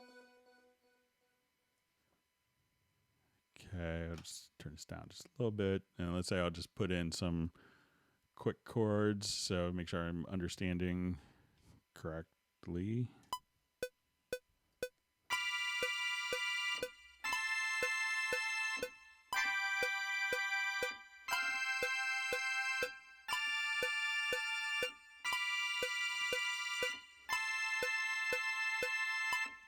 All right, so, and just make sure, so let's say if you created this in the key editor, again, just go to your project and go to the chord track and create chord symbols.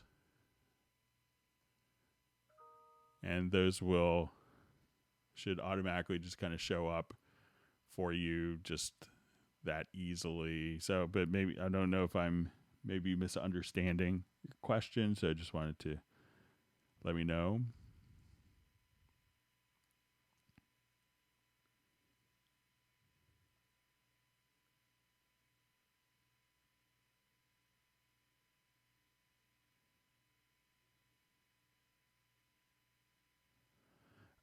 So just see, vocal effects, what is in Cubase, so pretty much all the plugins that you would need for production are going to come standard with Cubase. So I'll just activate this so you kind of hear some of the different stuff. So it's going to have, noise gates, de-essers, compressors, EQs, as well as, reverbs, delays. So I'll just play a little bit of this project so you get a sense.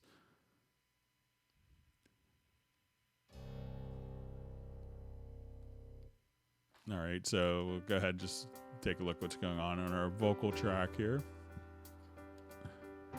What did you say? So here I just have like one reverb going on. Just a touch of EQ. So kind of a bump in the EQ, so bypass that.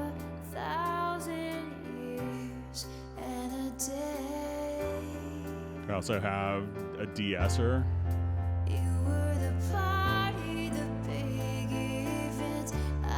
A noise gate. And a compressor.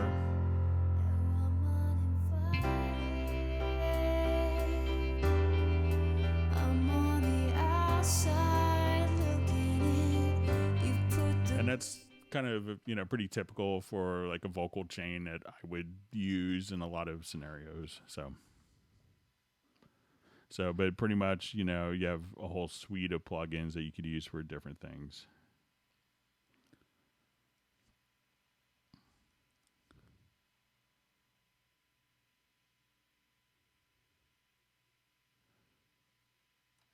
Okay, just let me.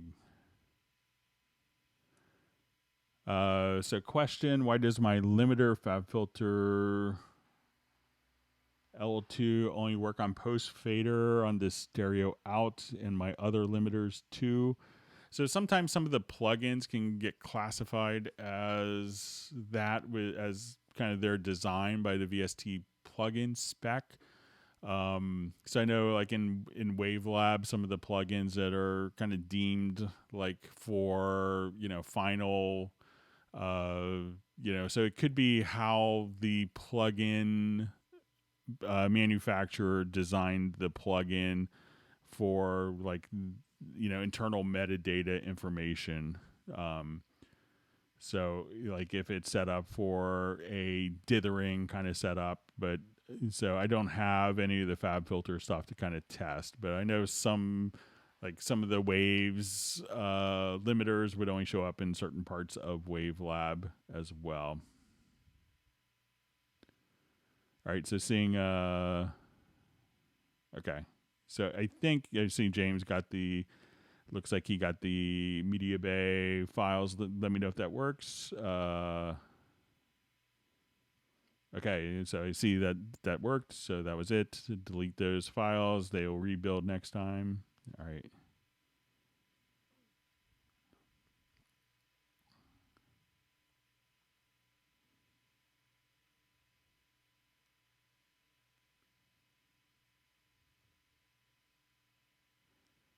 Okay, so all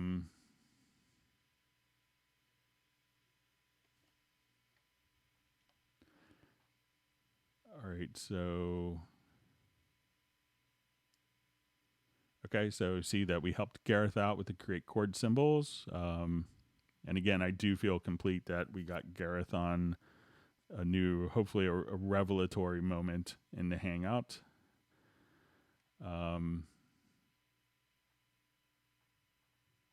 Okay, I know we had some questions that were sent in advance, so let's go ahead and take a look at those before we run out of time. Thanks for all the wonderful questions from everyone. I hope everyone's learned a new tip. And if you have, make sure that you subscribe and that you, give a thumbs up.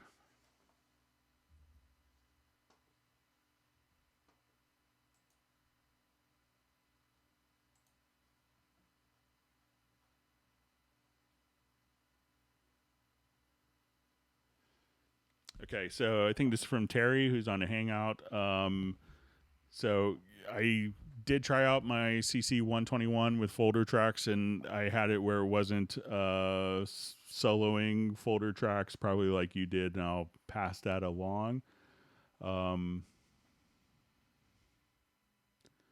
So I didn't think we covered some of these. I know one of the things that we had talked about last time that you'd asked was a way to kind of do nudging on for the left and right locators. And I think I found a way that may do this for us. And I set up a preference, and I know this may be a bit of a workaround, but I think, so I'm going to set the editing a preference to cycle follows range selection.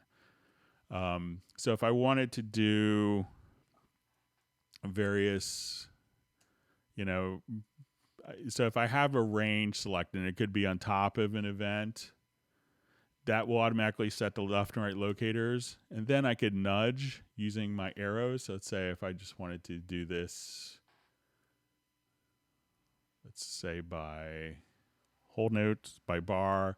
So then I could just use my left and right arrows to nudge, and I'm nudging the range. But since the left and right locators are following the range, I could just kind of come here, and if I hold down the Alt key, I could do my Alt or Option key. I could extend using the left and right arrows the beginning of the left-right locator, and I think it's Alt or Option plus Shift for the left and for the right locator. So this way we could kind of nudge just the locators by following the range. So I know it's not directly involved with that, but I think it may kind of just do the trick for you. So I'm just using kind of the standard nudge functions here. And then that way you could do nudging just on the range selection as well as just from the range, and have the locators just automatically follow in sync with that.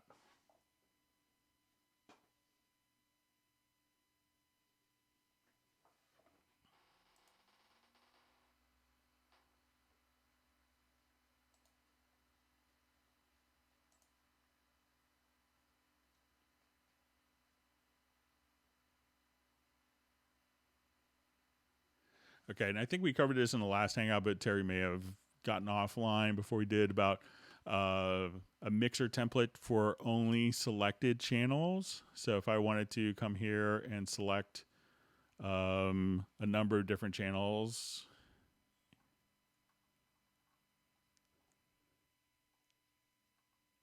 so say I only wanted to see these channels that are in my mixer. So I'll go to my mix console here, and I'll just make it a little less Mr. Magoo. So I have these channels selected, but if we go to your channel configurations, I could just say show only selected channels. So there's already kind of and now if I want to show all channels or just selected channels, that way I could hide everything that's not selected in the mix console.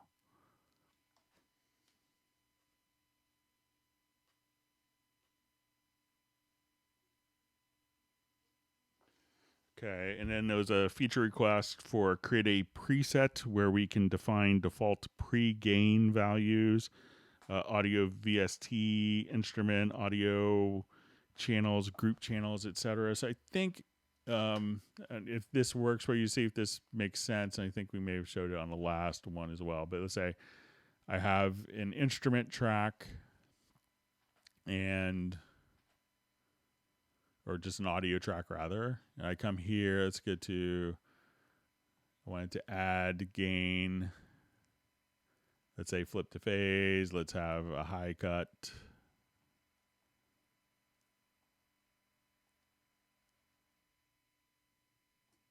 And low cut filter on it. So what you could do now is just save that as a track preset. So right click, save track preset. And let's just call it July 24. Maybe not 35th day of the month, but whatever. So July 24. And now when we want to have kind of track presets, you could just load track presets.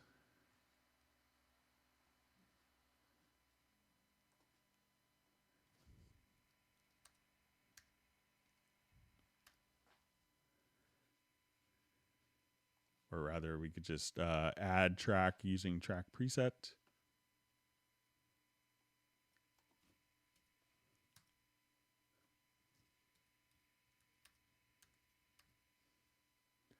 So here's our July 24th preset. And now when we go here, I think we'll see everything intact. So the gain, the phase, different plugin settings, those will all be preserved for you.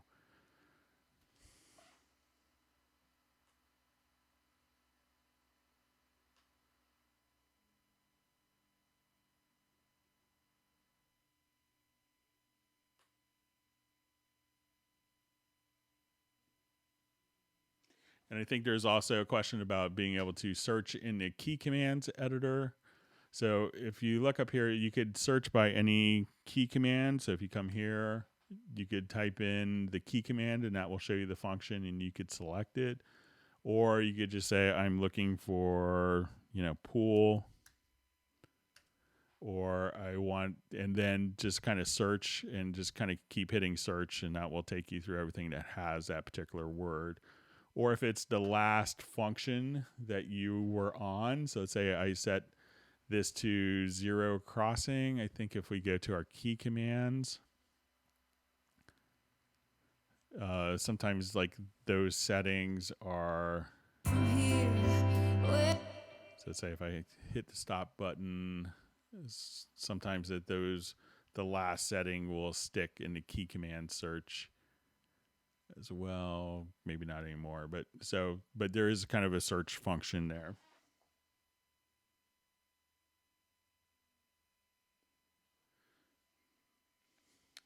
All right, so, and we had a question that was sent about in the VST Connect Performer, not being able to access our VST amp rack that comes with Cubase. So I wrote to the developer, one of the developers, late last night to kind of clarify this. And let's see, I think I may have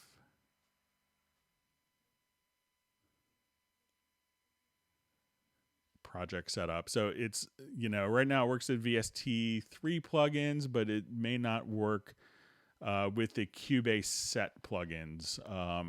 So I asked if they could, make the Cubase plugins work with that if it's on the same license. And they indicated that there was kind of maybe a technical issue with that.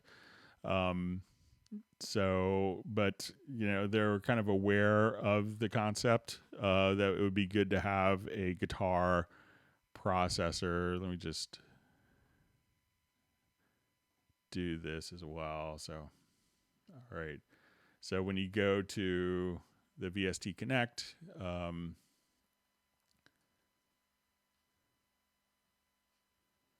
at this point, when you go to give a kind of a courtesy reverb to the instrument, to the other person, it doesn't show up. But other VST3 and VST2 plugins will. So, but one's in the Cubase plugin set, so I'm not sure if there's what the technical reason is, but they seem to think that it wasn't going to kind of work. That wouldn't be a possibility, but maybe they could include in future updates kind of maybe a cut down version for the guitar amp.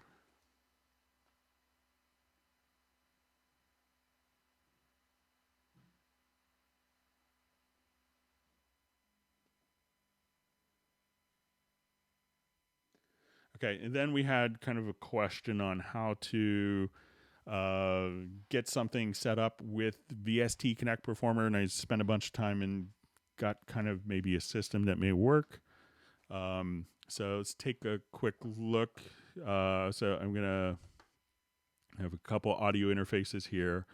So when we want to do VST Connect Performer, we could just kind of reach out to different people. So if you have your different friends, you could search for them via, via their username or via their email address, and you could search out different friends. So, but I have this kind of set up in my local area network. So I'm going to just do this really quick.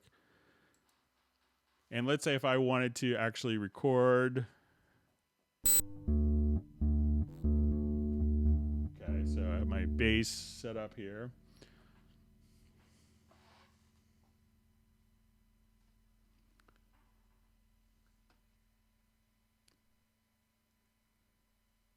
And let me just see if I get my... All right, so I have my laptop window closed. Let me just see if I could switch. Okay, so normally you would, if I had my laptop open here, let me just see if I could switch it over to my laptop webcam. All right, so we had just a number of different questions on this. So let me just see if we use the FaceTime camera. So we see that we're kind of all connected here. I'll just close my setup window. Okay, so we have this kind of setup. I'll grab my bass. And what you want to do to make sure that you could hear is just kind of come straight over here. Sorry, it's just probably a really weird angle. And we need to go into your control room setup. So when you go to create VST Connect, this will add an audio track, and it's going to add a bus in the VST instruments here. So, or in my audio connections in the control room. So I will move this out of the way. Let's go to my control room. And now it's added this as a cue mix. So we have the cue for the VST. So what I need to do if I wanted audio to play back, let's say from my virtual instrument here. So I will open up Groove Agent and let's say, so if I wanted this audio to play out to the musician, what you want to do is come over here and we could select the cue send. So now the musician can't hear it if this cue send isn't open. Now, as you do this, you can also have a talkback. So you could have the talkback, and you'll be prompted to where to have a microphone connected. You can have the talkback. If you leave the talkback on, the person may not be able to, you may not hear the recording. So simply turn that off. So I'm going to just play. And what I want to do is I'm going to switch my audio input, and I'm going to add in the audio from what I'm hearing on my tracking side. And we'll do this in combination, and there will be a delay. So both of these are playing. So this is the signal that's leaving the computer that the recording is going on. This is the signal blended in that the musician is hearing. And now I'm just going to listen to what the musician is hearing. I'm going to set this track for monitoring.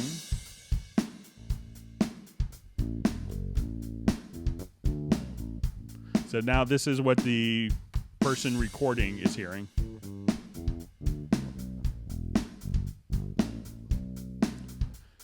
And what I want to do is just come over here, and I'll just hit record. So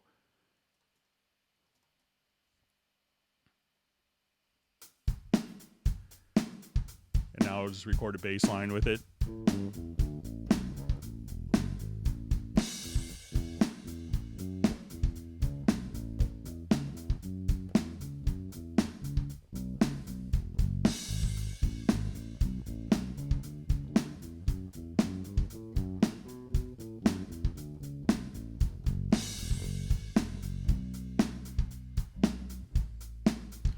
Now, if I wanted to play that back so that the musician could actually hear, what we need to do is if I play it back now, the musician may not hear the bass part that they just recorded. And why that is because we need to send the bass part directly over here to the same cue mix.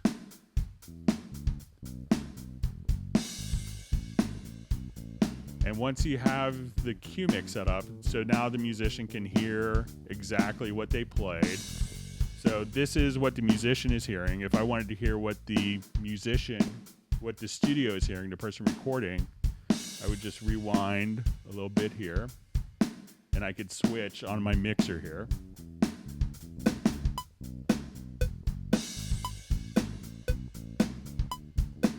Now on this, you may notice that there's no click track.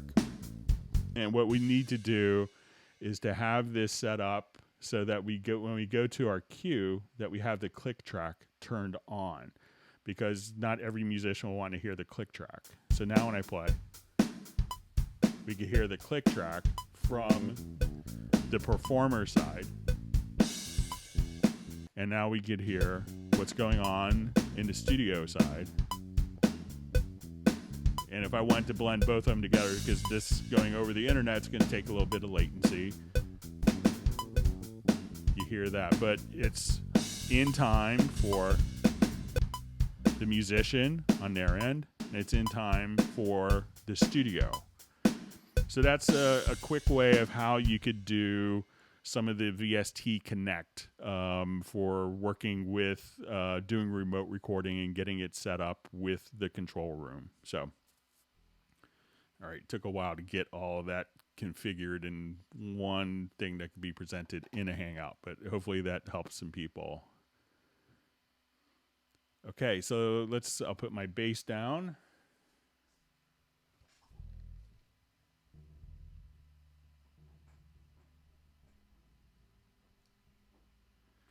And let's go back to our feed and see if we have more questions.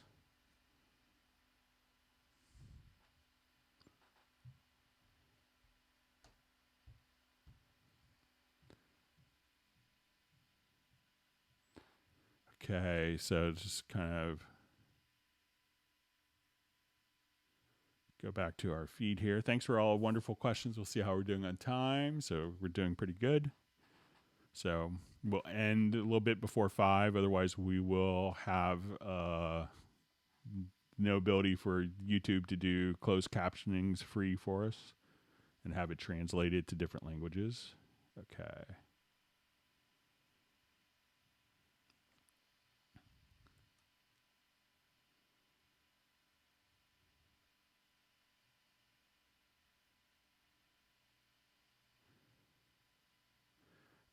So let's see. So a question from Neurotic Nexus. Greg, sorry, yet another folder question. How to quickly add new tracks in already existing empty folders. So let's say if let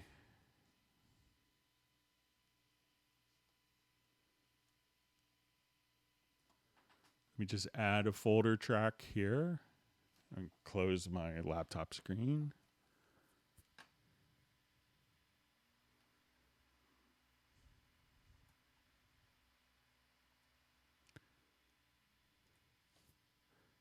So I think if this is open, and then let's see if we add audio tracks.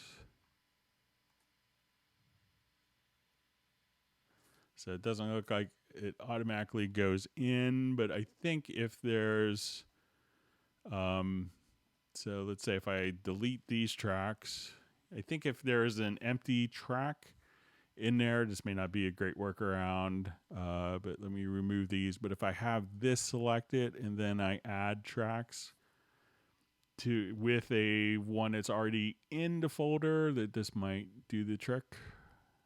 Then they're all kind of added. So if you have an empty track that's in the folder selected, it will maintain kind of the same hierarchy of the track that you started from and will be placed in the folder.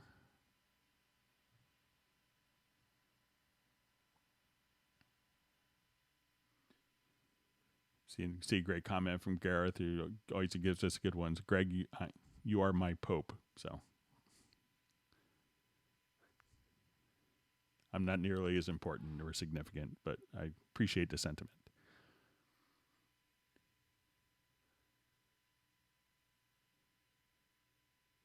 Okay. So I see my editor window is too big. How do I fix it? So let's say if you have, let's say like it may be a big MIDI editor, or if it's maybe the project window, try grabbing a corner and then maybe just kind of shrinking it down and then moving it. So you could try that. So if it's a project window and very similar to if it's like a MIDI piano roll editor, no problem. Same concept.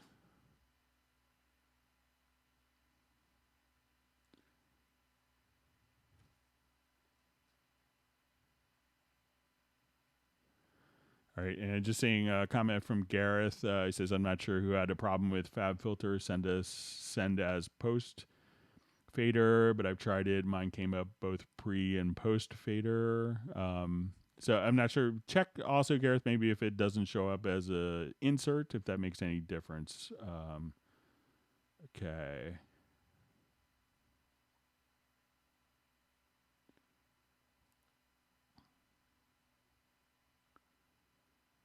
All right, so we see Millard Brown's checking out so he can make tortillas. Probably sounds good.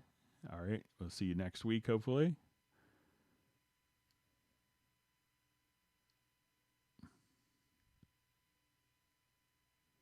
Okay, and I see Jazz Dude says they work fine for him, pre or post fader.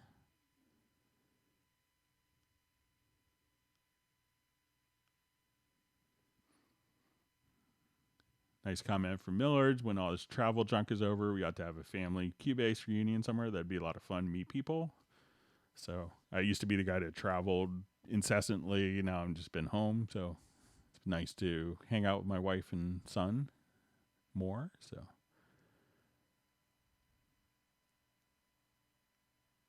Okay, just see if there's some more questions or we can sneak in before we wrap up in a little bit. Thanks for all the wonderful discussion and questions.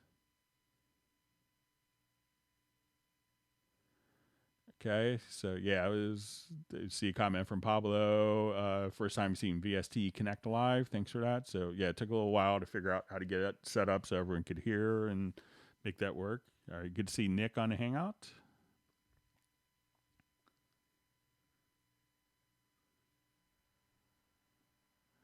Hi, Greg. Can you show how to, let me just import a song from the MoXF into Cubase? I want to import the factory demo song, one with MIDI and presets to see how it was played. Sometimes the factory MIDI, I know in some of the Yamaha keyboards, I haven't worked extensively with the MoXF, but sometimes the factory ones are kind of burnt into ROM, so they may not be.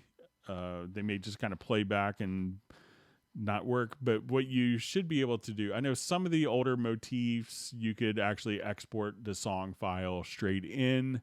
Probably the easiest way to do it. And I could check with some of my coworkers who kind of specialize more on MoXF stuff and motif stuff. But if you go to not that window, but under project synchronization setup, you could send MIDI clock to it. So if it has an internal sequencer, which I'm pretty sure, set your MIDI clock destination, and then send MIDI clock and tell the MoXF to be in external clock. And just simply at that point, you should be able to put the track into record, put it on a MIDI channel any, and then you could record the 16 tracks. Just kind of hit play in Cubase, and that will synchronize. So if you have your MIDI track, set it to MIDI channel any, and then record. And then once you have all the sources in, go to MIDI and choose to dissolve part and split by channel. But that's probably the easiest way. Okay, let's move on.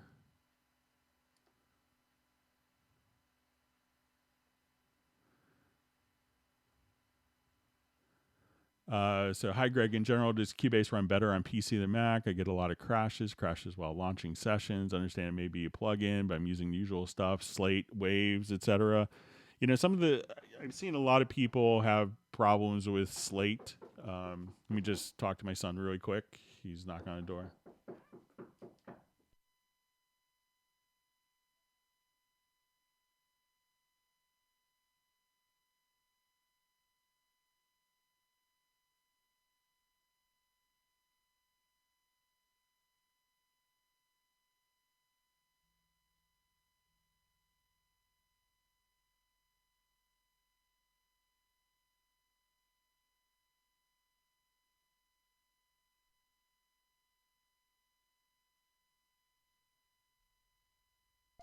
All right, my son built me a little Lego type character, so it's nice of him. So getting back to the question, so I've seen a lot of people have problems with Slate stuff, Wave stuff. I'm gonna close the door really quick. Bear with me.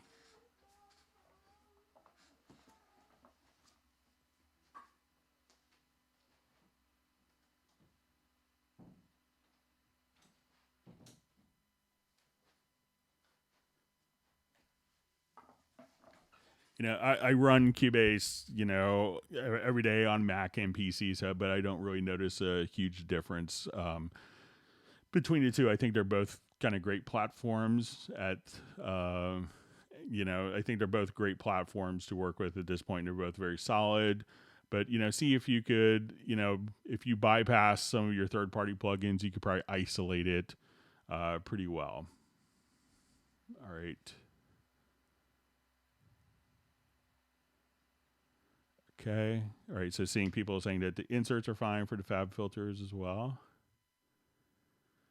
So see question, any idea when there may be an absolute promotion? I'm sure that there will be one, so generally, right now we're in the middle of the Cubase promotion. So, just kind of, there's usually kind of one going on a month. So.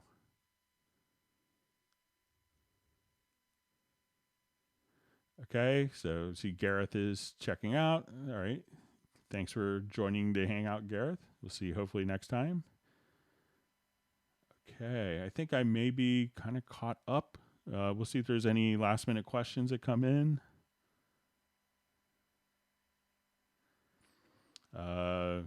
So I see you mentioned pizza earlier. Does Cubase go better with pepperoni or sausage? And I'm one of those weird people who likes pineapple on my pizza.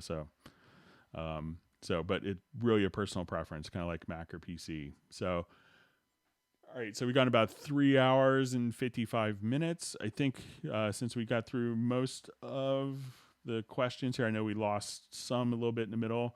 But we'll go ahead and wrap up. Thanks everyone for wonderful questions. If you have questions that you want to see in advance, please feel free to email them to clubcubase@steinberg.de. I want to thank everyone for such great discussions. These are always just it's a thrill for me to talk to people throughout the whole world, sitting in my office. And hopefully everyone's learning a new tip or trick. And if you haven't subscribed to the channel, feel free to subscribe to the channel. Give it a thumbs up if you learned something new. And, I want everyone to please stay safe and healthy. And hopefully we'll be doing this again on Tuesday, starting at 1 p.m. U.S. Eastern, so same time. And then, so we're trying to do Tuesday and Fridays. So, let your friends know, and, hopefully we'll just, have lots of views, and everyone will be able to use their Cubase a little better, a little more efficiently. So have a wonderful weekend, and we will see you on Tuesday. Thank you very much.